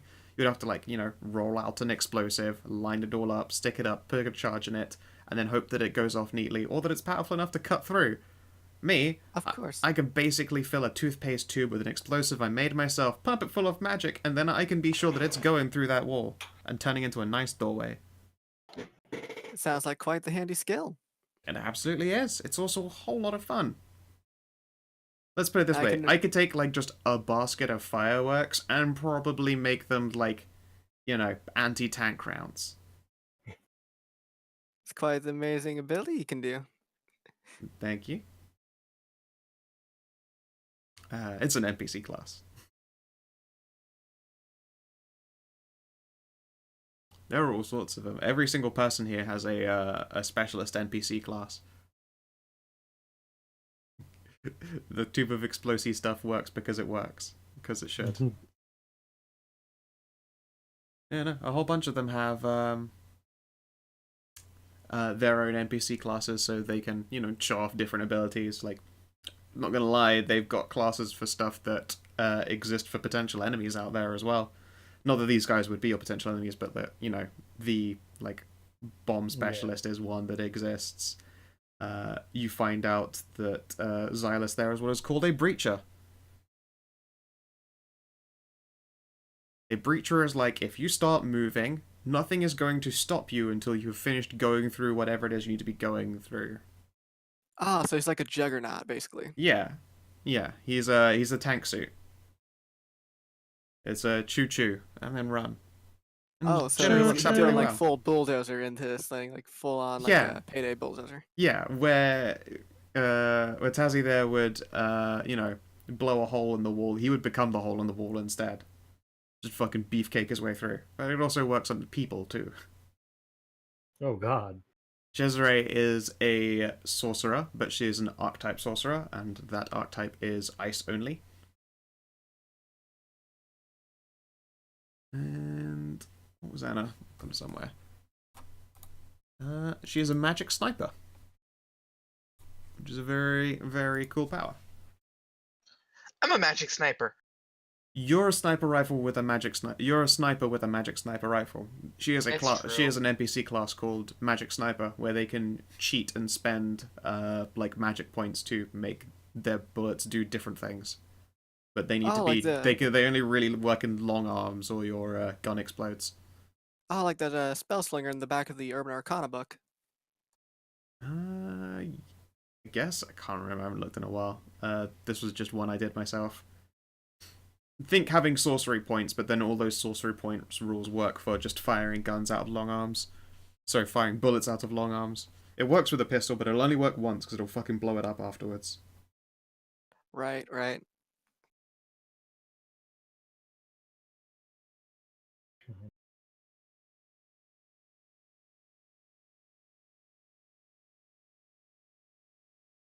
Yeah, the Blonde Dragontar's gonna take Ash to Denny's. The Grand Slam, which, hey baby, I want to take you to Denny's. Least impressive pickup line, but also one of the more charming ones. Demolitions and a sorcerer. Sadly, it is a sorcerer, not a wizard. She can't teach you. How would she do? It still doesn't matter. Like, that's still magic. It's still great. It's hitting all boxes. These dragons are great. Yep. Yep. They are naturally gifted. A little bit typecast. Anna is probably the most standout different one because she uses literally as a long arms fighter and uses effectively just meta magic instead of just beaning stuff with explosions or punching it to death. I missed it. What does Cesare do? Cesare is a cryomancer, ice specialty sorcerer. Ooh. They can only do stuff that makes stuff cold, but as you would expect, they get a little bit more bang for their buck. However, her spell list is crap, because not only do sorcerers have fuck all as far as a spell list is concerned, it is even thinner to allow for having a specialty. Because it's only ice. Okay. Yep. Still, neat. Yeah, it is very neat. Yeah, I mean, this is the kind of stuff that you're eventually going to be going up against in fights against, like, humanoids of this, profession. Oh god. Sandra's just like, Oh, I have gun and I drink. To be fair, you have more health than the Dragantars. You have more health than the tank Dragontar, the bulldozer Dragontar. You have more health than him, and, well, probably not more DR. He has a little bit more DR than you. But not that much. Not that It's much, just no. Not like two brick walls hitting each other. Just yeah, what? yeah. Like he could if he wanted to, or at least so far as he says. If he started a running charge from this end of the boat, he would probably be able to keep going without stopping until he got to the other side of the boat, through it as opposed to around it. I suppose if you full body tackled each other, I don't think you'd do enough damage. Yeah, no, neither of you would be able to hurt the other person. Although you might just bounce off of each other instead. Boing. That would be Destroying. somewhat comical. It's very comical.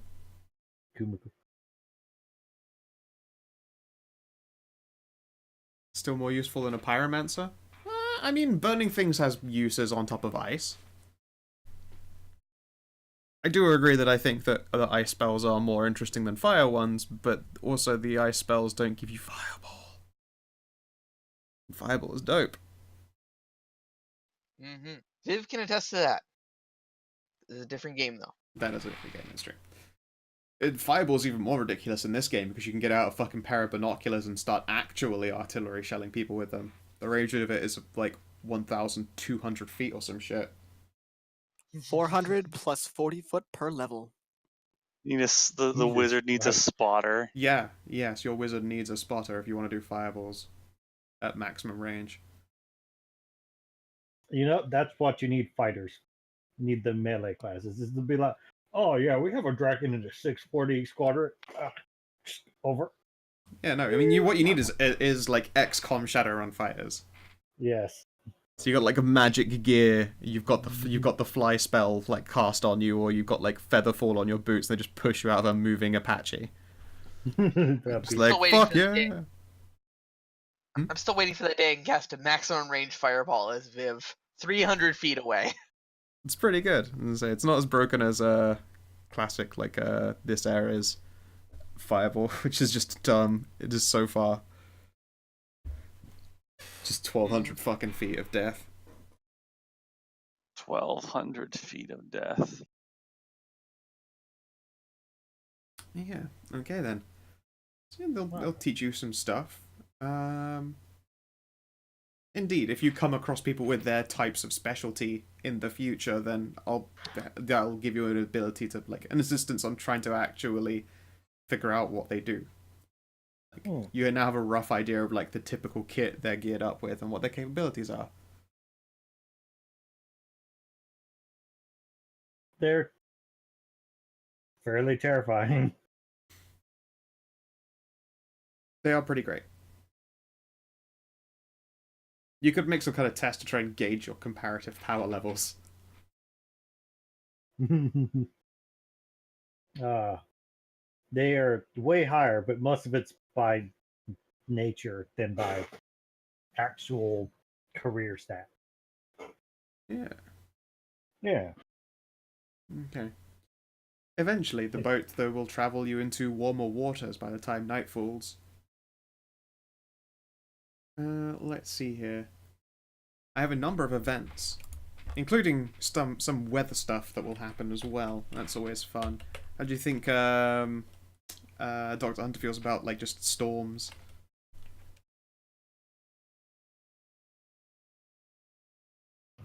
Mm-hmm.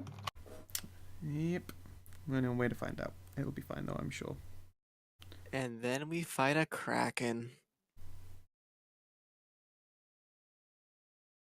I mean, I don't know about you, but I'd love to fight a kraken. I'm not saying there's a kraken. Or a leviathan. Or a torrential death storm. Or Somalian pirates. No, you're not. You're not deep enough into the ocean for piracy, but they're on the list.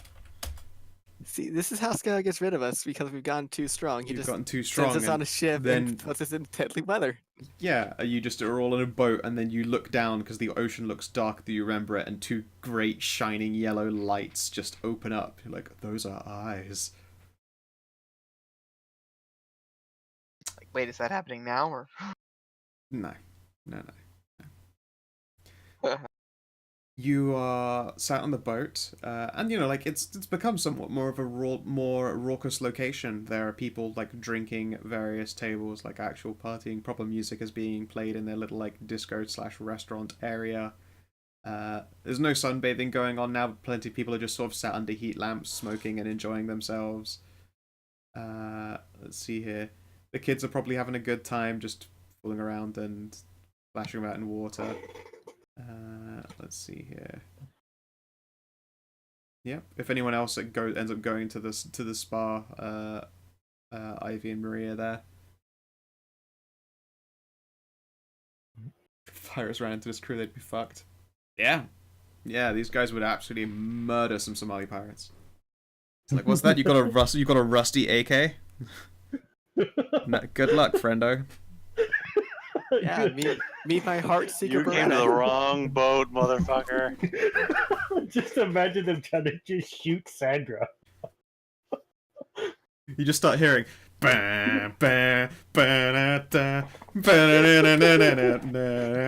Someone casts fly on you in the finger pistols. You just Superman pose towards them. Yeah. And then they get ran over by a Dragotar. Yep. Yeah, it turns out that the tank charge in fact works through like just water. He just starts running, goes over it, and then through their boat and out the other side it just sinks. Fuck you, pirates. Then he has to doggy paddle back to the ship. No, actually something interesting is going to be happening on this night. It is a change in the weather, however, it's for the better. The 2 in this case doesn't flame only after 7 and 3. Now, it was overcast in the UK, and as you travelled out across the ocean, like, it got like an open sky, like a gentle breeze that the ship was being assisted with, so you were making particularly good pace. Like, at some point along the way, some person and, like, just drinking and making conversation will inform you that this thing was, like, a prototype racing yacht, effectively, and it can circumnavigate the globe. Which is impressive for a ship its size, considering it's also fully furnished. But yeah, you're out in this open land. You've picked up a nice amount of speed when all of a sudden the breeze stops. I mean, that doesn't stop your ship, of course. It's got a motor, so it is still traveling at a pace, but it slows down a little bit. Would anyone like to make some spot tests for me, please? Absolutely. Is it free for everyone to do, or is it Yeah. just gotta be certain people? Yeah, anyone who is outside. I'm outside. Sure. What's, Jesus Christ. Bam. That spot? Yeah. Wow. Yeah. By the way, Mahara, Shade has, like, after spa time, gone off to go and sleep in her room. You probably got a chance to see your Yeah. rooms, by the way. They are pretty fucking beautiful. Like, big. Posh as fuck. Yeah, posh as fuck beds. Like, it's still got the you're on a boat aesthetic, so things don't, like, roll off of tables, like they're all sat in trays or into racks or whatever. So, But they've managed to make it look quite classy as opposed to everything folds out of something. Instead, it's just sturdy. I rolled low. Oh no, so low at 22. I know. I feel like Simon. Yes, yes. Welcome to the world where we have insane skill checks. Yeah. Okay then. So, with your spot checks, I mean, Mahara notices at first immediately that it's not that the wind has stopped. The wind is going, well, it's still going perfectly normally, but it is being pushed back. Like, essentially, equal force is being applied in the opposite direction of the wind by something.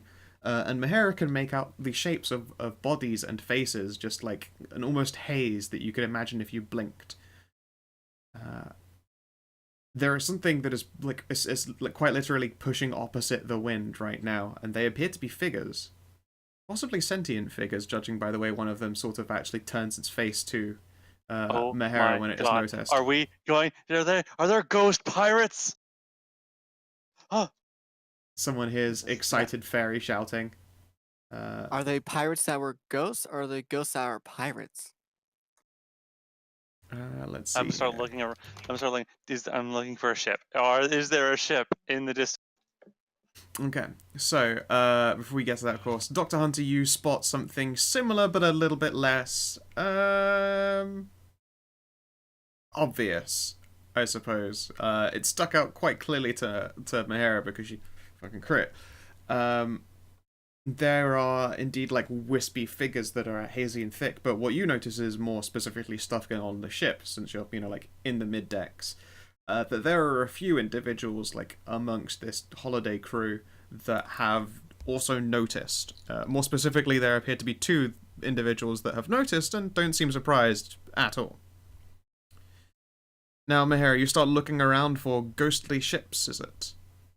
Yes. Sorry, would you mind describing those two, what I noticed? Sure. One moment. Ghost pirate ship. Now I've got to find like an appropriate looking person. I need more like basic looking humans, god damn it.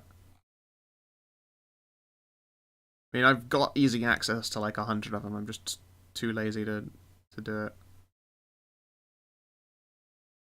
Let's go with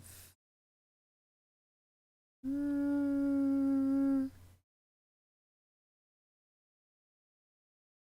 don't fucking know. I've got so many choices. It's hard to say. Let's go with this guy here. And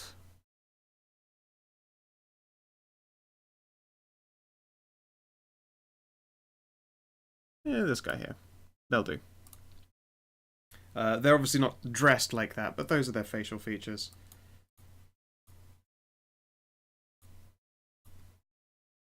He's definitely not dressed for like tank combat. He's probably just wearing like some daggy board shorts. And yeah, I mean, they look like normal enough people, but they don't seem surprised by this turn of events at all. Now, Mahero, you are looking around for mysterious boats and stuff. You don't see any mysterious boats out on the water. Oh. And then you look up. That's right. Flying sky ghost boat. Oh no! Ah! Yes! Flying ghost pirate ship! Alright, so you shout like loudly in excitement, no less, and like the few figures that have been pushing reverse to the wind suddenly are like alarmed and scatter away from you like, holy shit, is this fairy casting a magic spell? Oh no! Yeah, and then they will slowly settle into like drifting positions. The boat begins to pick up speed now that their like little process is a little bit disrupted, but they are keeping in time with the passage of your ship. And then yeah, there are now a number of these wispy, ghostly figures, and you can see there's some kind of like hazy skyboat up there that you figured to most mortal eyes would be invisible, but to you and your precious magic eye and your general high perception, not a fucking problem. What do? Well, for one, I'm gonna fly around, and then a boom down here, where everyone else fly down over here, where everybody else is. Guys! Yes, Mahi. Mahi, There's have a you gotten ghost. into the caffeine pills? There's a big flying ghost pirate ship. Is Did there? you- I have too I much can coffee? see something that looks almost like people up there, but a ship. There's a big flying ghost pirate ship. Are they ghosts that are pirates, or are they pirates that are ghosts? Not I don't know. memeing.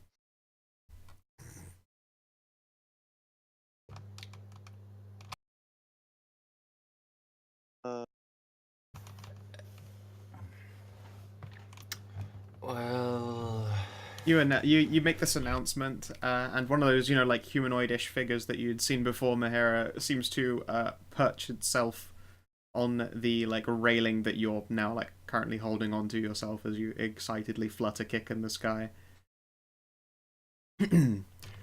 Ahem, we are not ghosts. Oh. Why What are you? Why are you disappointed that we're not ghosts? Well, see, I met a ghost once, and he's a really cool guy. Well, I mean, we have met I evil thought you were pirate, but ghost pirates, because we're on the high seas. we've seen ghost pirates. They're mean. We're not them. They're where? They're ghost pirates. There actually are ghost pirates out here. Oh my gosh. Of course. So, That's well, what are actually you? I'm a spirit. But a spirit that isn't a like- ghost. No. Like an elemental. That's kind of sounds like you're splitting hair. We're wind specific. And then the figure will gain solidity.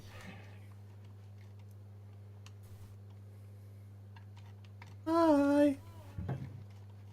Ah, hello. Kick her feet a few times.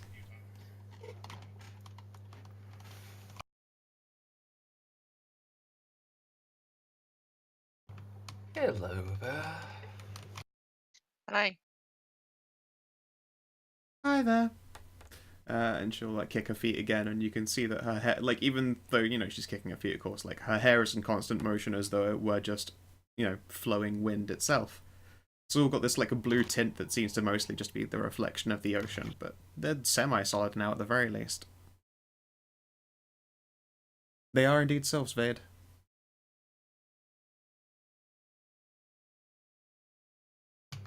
Does a 17 on knowledge shadow kind let me actually know that in character. 17? No.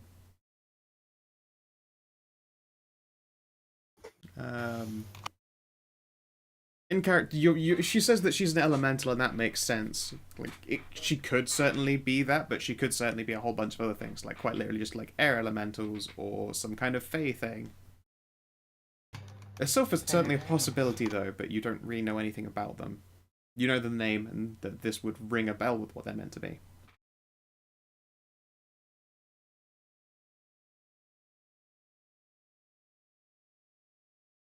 Anyway, we were just passing by and getting some stuff.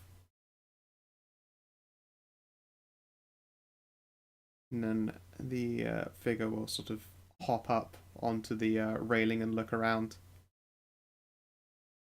Have any of you seen a big shiny orb? Not lately. Not recently.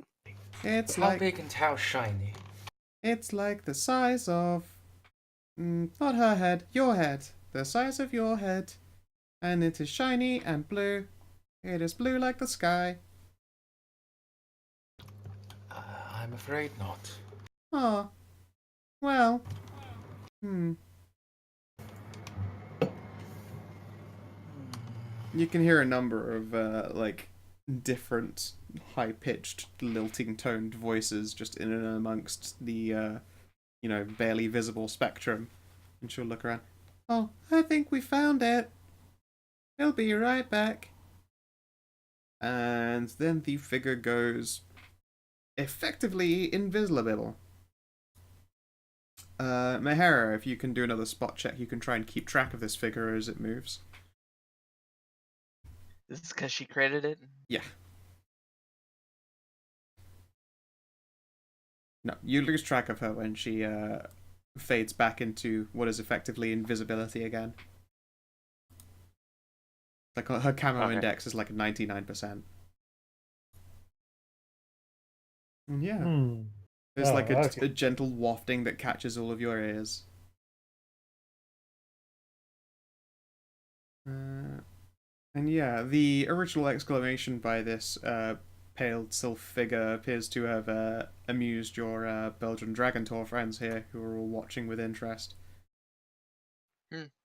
And Anna will reach into a little little beach purse, and she pulls out a spyglass. Ooh, how cute! Oh, thank you. And then you realise that it's not really a spyglass, but it looks like someone has just unscrewed a sniper scope. I mean, that's what I would have done too. Yeah. I might join her in that then. Yeah. Well, wait, have you got your rifle out here on the deck with you? Or did your stuff not all go into... I have the scope detached. Oh, you have the scope detached. Okay, yeah, sure, you can do this. It. Yep. Can I stick my hand up to my eye in the circle to make it look like I got a telescope? You can pretend you got a can, telescope. but you look silly. I know. I want to do it. Okay, cool. And yeah, she will look around through it. I'm gonna make a quick test for her. Her spot check is not nearly as high, except she has the ability to. Is that enough? I'll make a stealth. Can I make a new spot check then? Yes, you can. The DC is a lot higher for you because your scope can't see things that are invisible. Well, the sylph is not hiding in particular. It thinks that it's effectively invisible. So yes, Anna is able to track it. I rolled an 8. Oof. Sadly, though, no, the DC is somewhere in the realm of 30 to see an invisible person. I mean, I could hit that, but not today. I mean, I could just, turn all magic off in an area. That is a power you have, yes. Please do not do that. That would probably, make it really uncomfortable for the sylphs to exist. I mean, yeah, I thought of that as well, but... Yeah, you just get covered in sylph vomit. Help, it's glitter, no! Lord. Seriously, is that you? Glitter bomb! Yeah, no, the sylphs, she will inform you, appear to be heading into the main hold of the ship. and she will announce that there are far more than one of them. Make another attempt for her, just like doing a quick count. She can't get a good number, somewhere around the lines of a dozen of them. Neat. And yeah, they're heading into the holds of the ship itself. Like, It's those two human figures that you noticed before, Dr. Hunter will sort of like shift and squirm out the way as they pass. Apparently they can see them before they've returned to their respective seats and resume drinking and eating. Up above, the Sylph ship keeps pace with all of you. What you gonna do? I want to see this I want to see this orb. Anna is in agreement. With her scope still Yeah. out, she will, yeah, head on in.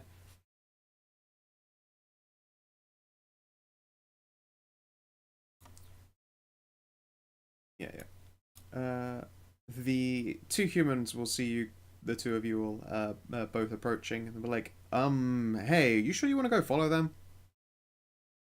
I want to see. This is really interesting. Okay, sure, alright. And then he'll blink and realize that the person he's talking to is a she, and he'll be like, oh, yeah, of course, you should be fine. Ugh, and shiver a little bit as you walk on by.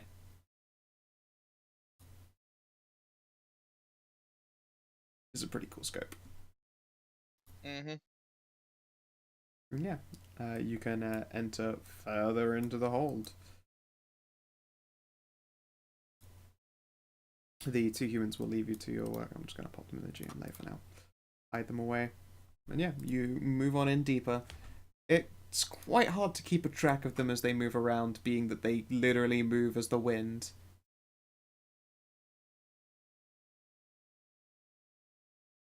So they keep like flipping people's hats over every time they go past them. Yeah, there is a lot of hat flipping occurring.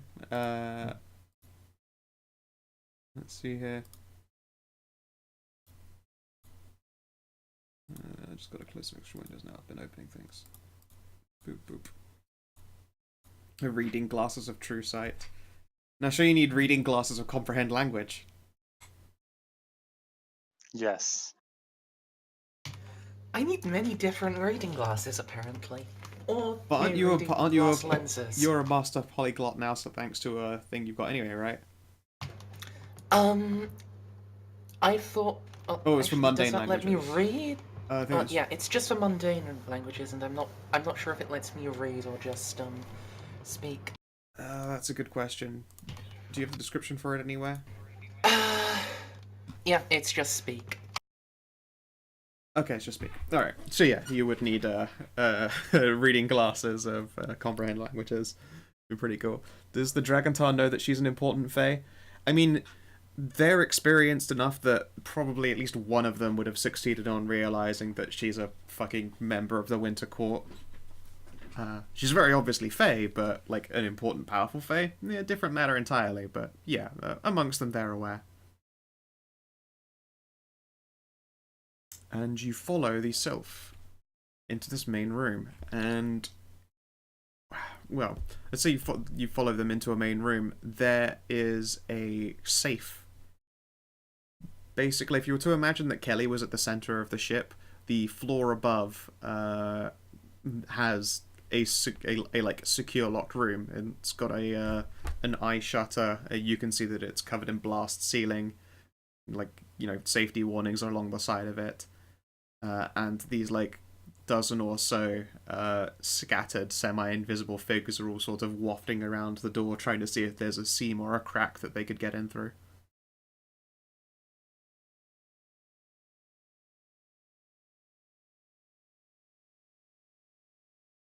What do?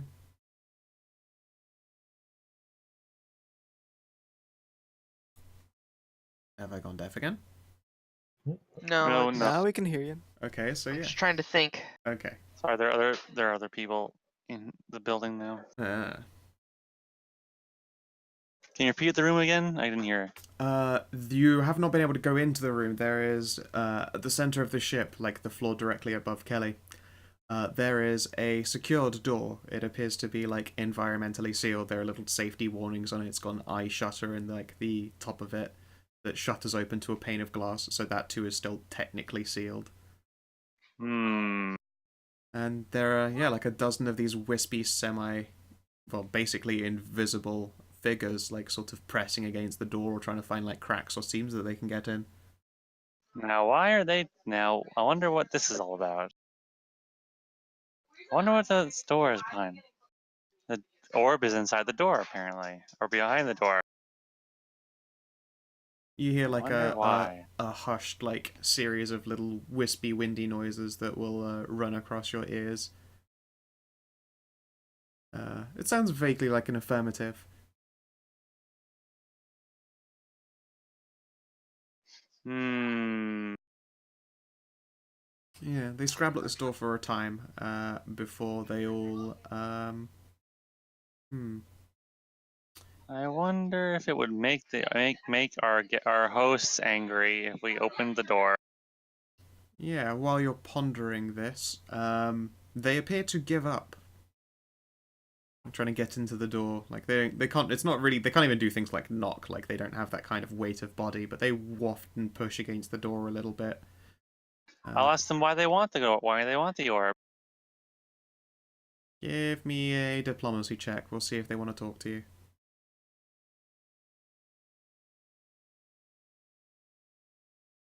I'm okay at diplomacy. Christ. Random loud roomies. They're very loud. They're literally all down here now. Yeah. Every one of them. Very excited about stuff too, it would seem. No,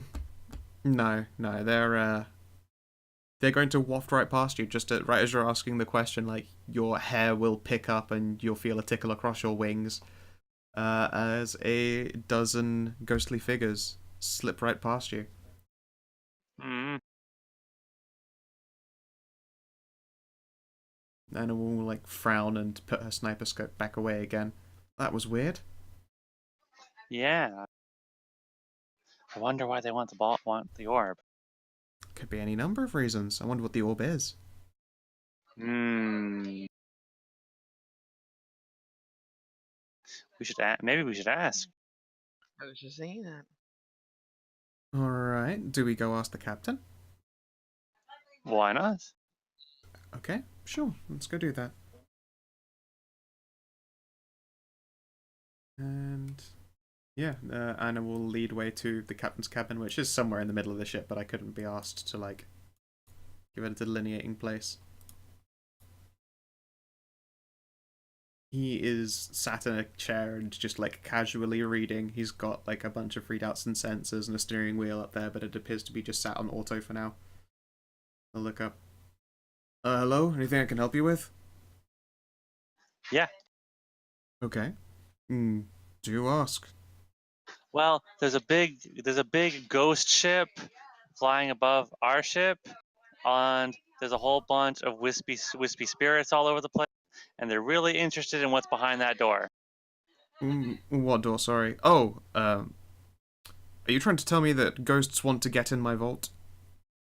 Yes, they said they want a big blue ball. I say they're not technically ghosts, they're spirits, if that makes any difference to you. It doesn't make much difference to me. Oh, Well, spirits, didn't think it ghosts, would. whatever. They want the big blue orb that's behind the big sealed door. But they're all sad because they can't get in. Well, I'd rather they didn't get it, because stuff stays in a vault because it's meant to be there for some kind of reason, and I would rather it didn't turn out that I had dangerous shit in my inventory. I'd rather just leave it there untouched. What is the orb? Do you know about it? I know what one they mean, and I know it's magic, but it has not been identified successfully. Get Simon in there or something. Well, I could have gotten some kind of pricey wizard on it, but I couldn't be bothered. this is interesting. I could convince one of my wizard friends to figure out what the orb does. But then I would also have to let you into a vault full of dangerous magical equipment. I mean, you could just bring the orb to us. And then I'd have to go in there. Well, it's your vault. It's true, but that thing is somewhere at the back. I don't like going in my vault very often. But this is so interesting. Diplomacy. And if anyone wants to assist, you can have a +3 on it. Yeah. Okay. Do I have to be trained in it? Nope. You have to just Much beat better. DC 10 to help. Oh. This is not going to go well.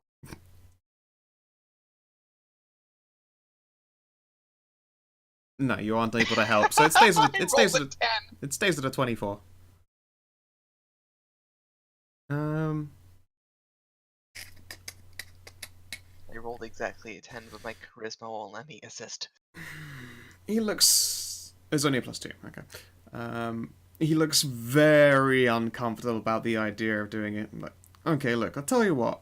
I'll pull it out when we're a little bit further away from the supposedly mysterious spirits that want to get in. Yeah? But they're so sad. They'll be so sad. Okay. But maybe we'll find out it belongs to them. I'll make a return journey, drop it off, and we can keep going. But, as it is right now, if it is properly fucking dangerous, then I don't really want random spirits picking it up. I kind of can't afford the lawsuit. I guess that would be a bad thing. Yeah. This is a very expensive boat.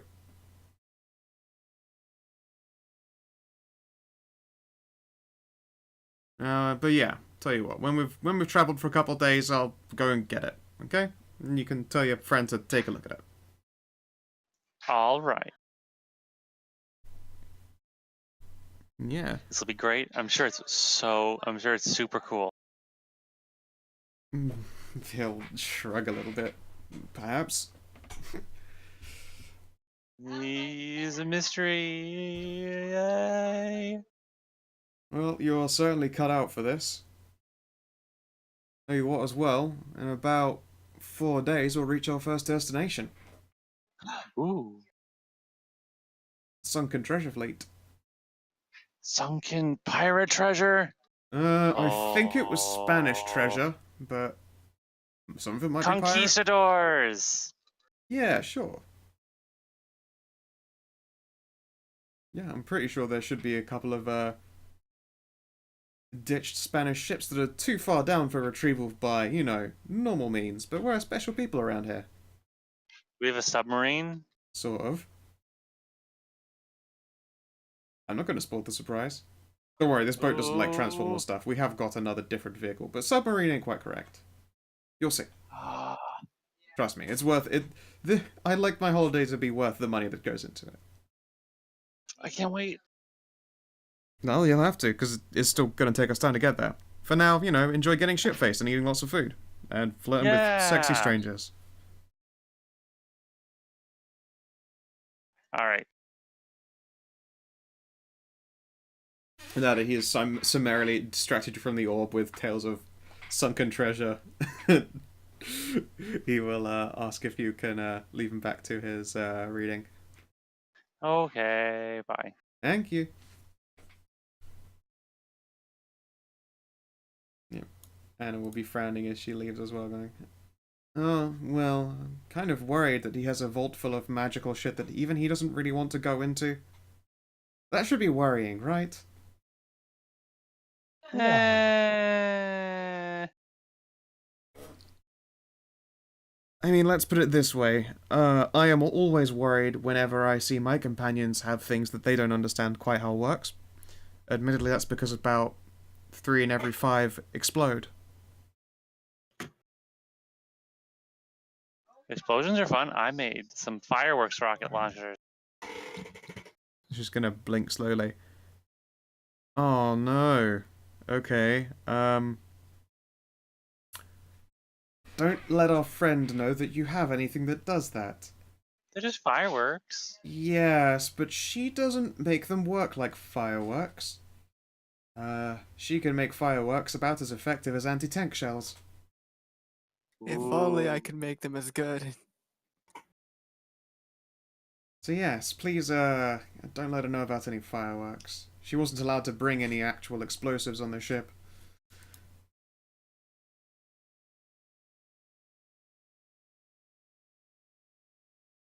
Just gonna squint at you. Bro, no, Now, Mahera is a fairy and can't physically lie. You're going... This is true. So you're not going to tell her about them, are you? About what?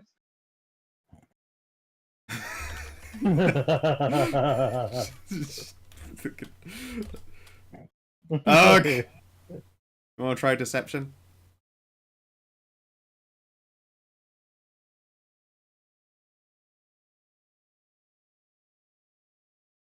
What?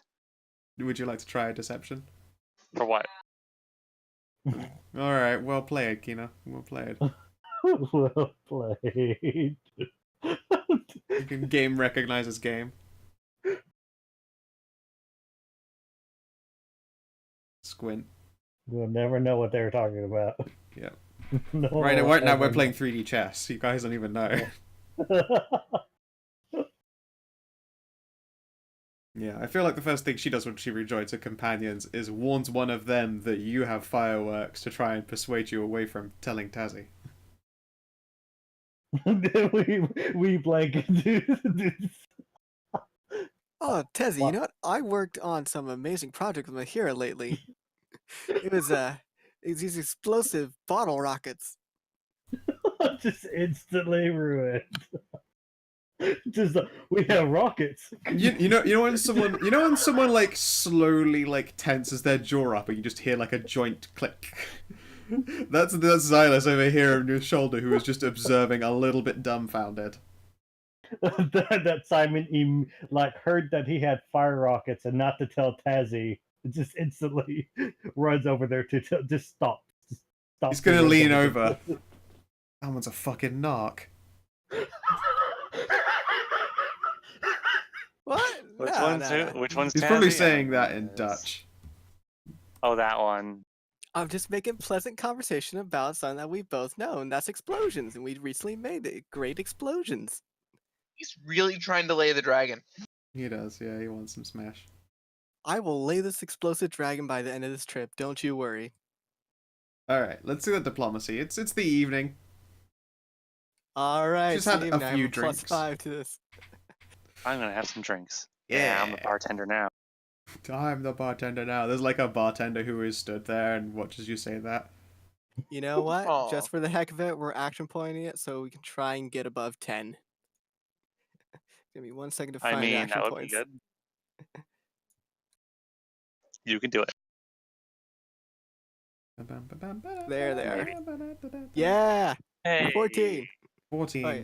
Plus 5 actually, so that's 19. Was they the +5? Because I am the vampire, the child of the night. They get plus 5 on Chaw things at night. Ah, okay. Yeah, alright then. She is summarily impressed. Well, I do have a couple of explosions that I can interest you in.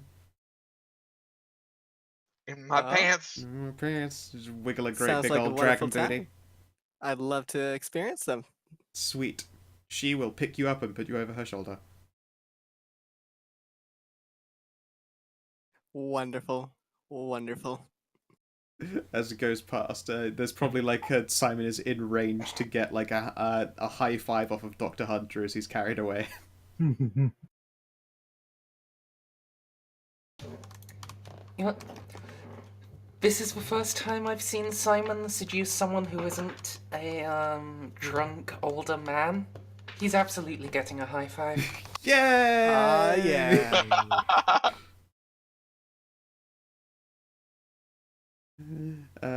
Somehow he still wakes up in bed with Dr. Hunter penetrating him.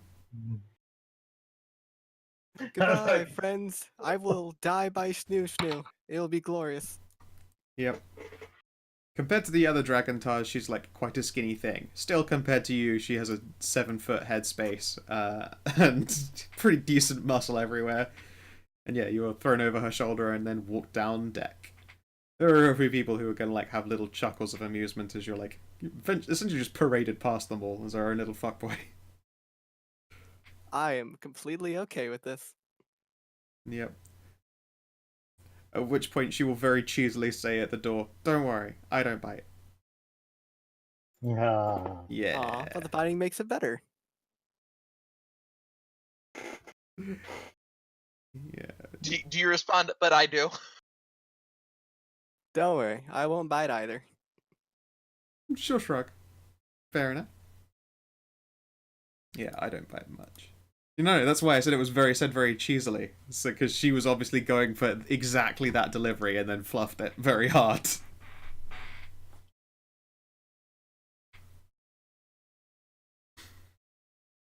Yeah, no, she actually has like fuck all for diplomacy herself. Like she's bad at skill tests. She's good at technical skills. Her skill tests are dog shit. And yeah, so Simon, should we go for that classic old roll to see just how well you do? Yeah, I guess. Just straight up d20 or... You can pick the characteristic of choice to apply to your maneuvering, but it's a d20.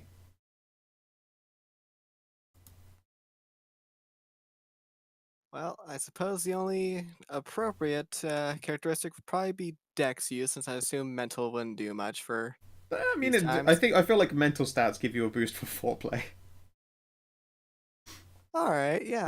Let's you gotta find I gotta- everything correctly. Use yes, exactly. Wisdom to find the clitoris. Nah, I'm gonna use int to find it. Oh, I've seen this in books before. I know where it should be. Intelligence doesn't go into perception. Intelligence Yes, doesn't but go into finding I have a- clitorises. Yes, but I have a -1 to wisdom, so if I can find excuse to use intelligence, I'm gonna use that. Sure, you can consult your medical knowledge of where the clitoris should be It's the word. to cross-reference it. You realize, however, her clitoris is in a different place because she's a dragontar. It's challenging.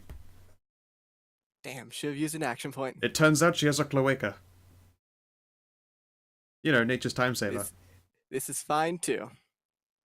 Like, I can't find your clitoris. And she's just like, I don't have one. You don't get those. I don't get it. It's just a slit. Like, fucking I don't know. Jiggle something around in there. Alright. And she, on the other hand, will roll... I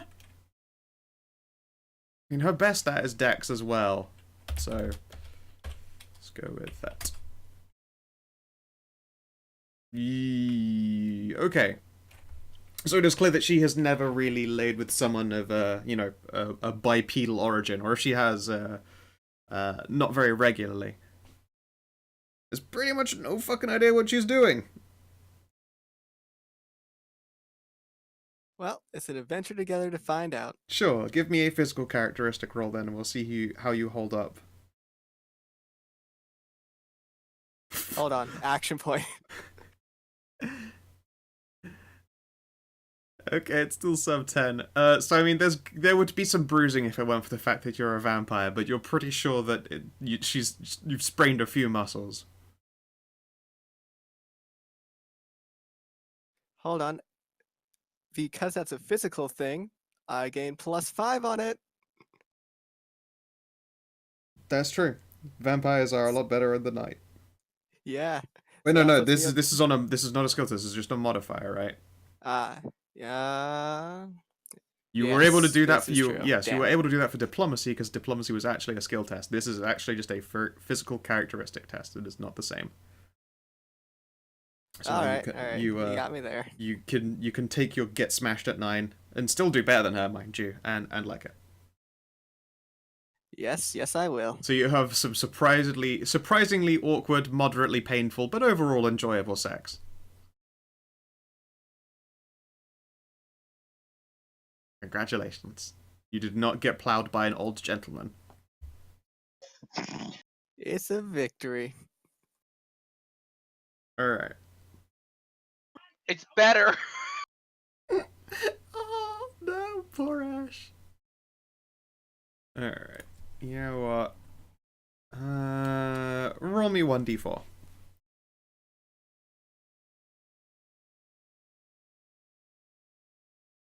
You know what? Yes. She's a little bit drunk and quite horny already. Roll again. We'll say you have effectively advantage.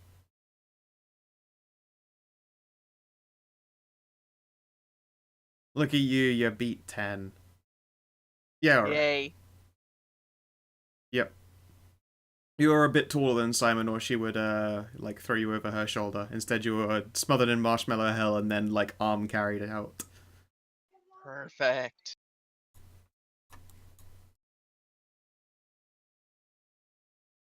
Just gonna move you guys over there for now. There you go. Ooh, kinky. She likes to do it outside. It's not really outside. But of course. Let's see here. Anna and Kanara are gonna have their fun at some point along the line. Xylus is going to go bang traps. You know, just gonna go flirt in the restaurant. You guys see like Shams and Mez infrequently through the day. Like they get quite a lot of attention because they are probably the more exotic looking individuals on this ship, considering they're like brightly coloured dragon folk with like big old floppy ears and curly horns. And they're tall as fuck. Has anyone else got other plans that evening? Eventually the kids do indeed tire themselves the fuck out, because of course they do. Come on, Lana. Let's get you to bed. She does just whinges as she's like just carried away. I ate 3 whole chickens. Oh. Don't eat too much. Nice. And of course, Ash, you are an expert. You already knew to expect no clitoris in the cloaca. And you tackle all your problems face first. So yeah, good times ahead in that regard. And yes, Lana will allow herself to be put to bed. Does Sandra do the same for her daughter? Put her to bed. Yeah. She's all tuckered out. Yeah, she looks semi-tuckered out. Lana's already being like vaguely carried away. Whereas she ate 3 whole chickens, it would appear that your daughter has consumed a pig. It's just like gnawing on a big bone, just like sat by the waterside. Oh. Yarm, yarm, yarm. No. Yep. Yeah. Is there anything else that anyone tries to accomplish during your first night on the ship? Not tonight. Alright. Tomorrow night I do. Tomorrow night is all the plans. Yes. Well, alright then. I believe at this point, my lovely dears, we've been going, what, 2.5 hours? About that, yeah. Yep. I have some maps to prepare. So that we're fully done. And also, I suspect that you'll all think of random things that you want to do that you never initially do, but then I can be fully expected that then the moment I come back in next session, it's like, oh, they managed to kill another 4 hours doing nothing. How do they do this every time? Every time. Every time. So, you know, I'll call it here just in expectation for that moment to come anyway. Like, why did I spend the night before doing all these fucking maps? All they did was get drunk. You For know 4 how hours. this game goes. We're lords of the faff in it. It's true, it's true. But I'm also a terrible, terrible person, because I'm just an enabler. Same. It's nice to actually just roleplay, even if we're using an awful system for it. It's true.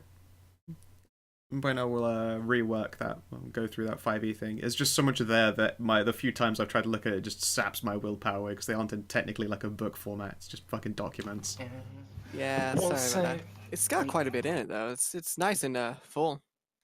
yeah, but also the way that it's configured, like, it would basically mean completely rebuilding Dr. Hunter, at least, because the Oh no, way yeah, it's set, yeah. the way it's set up doesn't do the multi-class stuff this game does. No, of that way? course.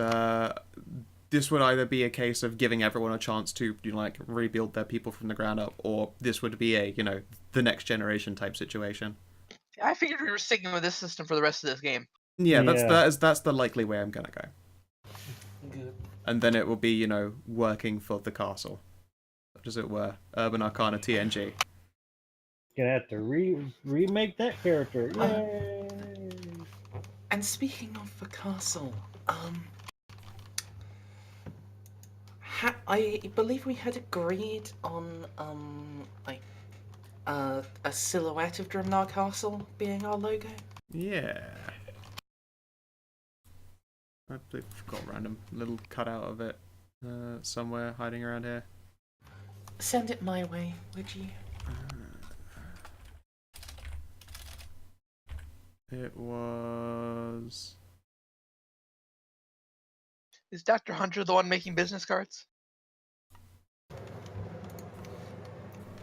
I mean, I don't know if I'm doing it in character, but I'm definitely doing it Yeah, I'm just gonna put that there because it's see-through. myself. I mean, those forgery skills. True, but There you you know, go. my profession is doctor, not graphic designer, so... Yeah, this feels like it'd be more of a craft art kind of thing than it would be a forgery.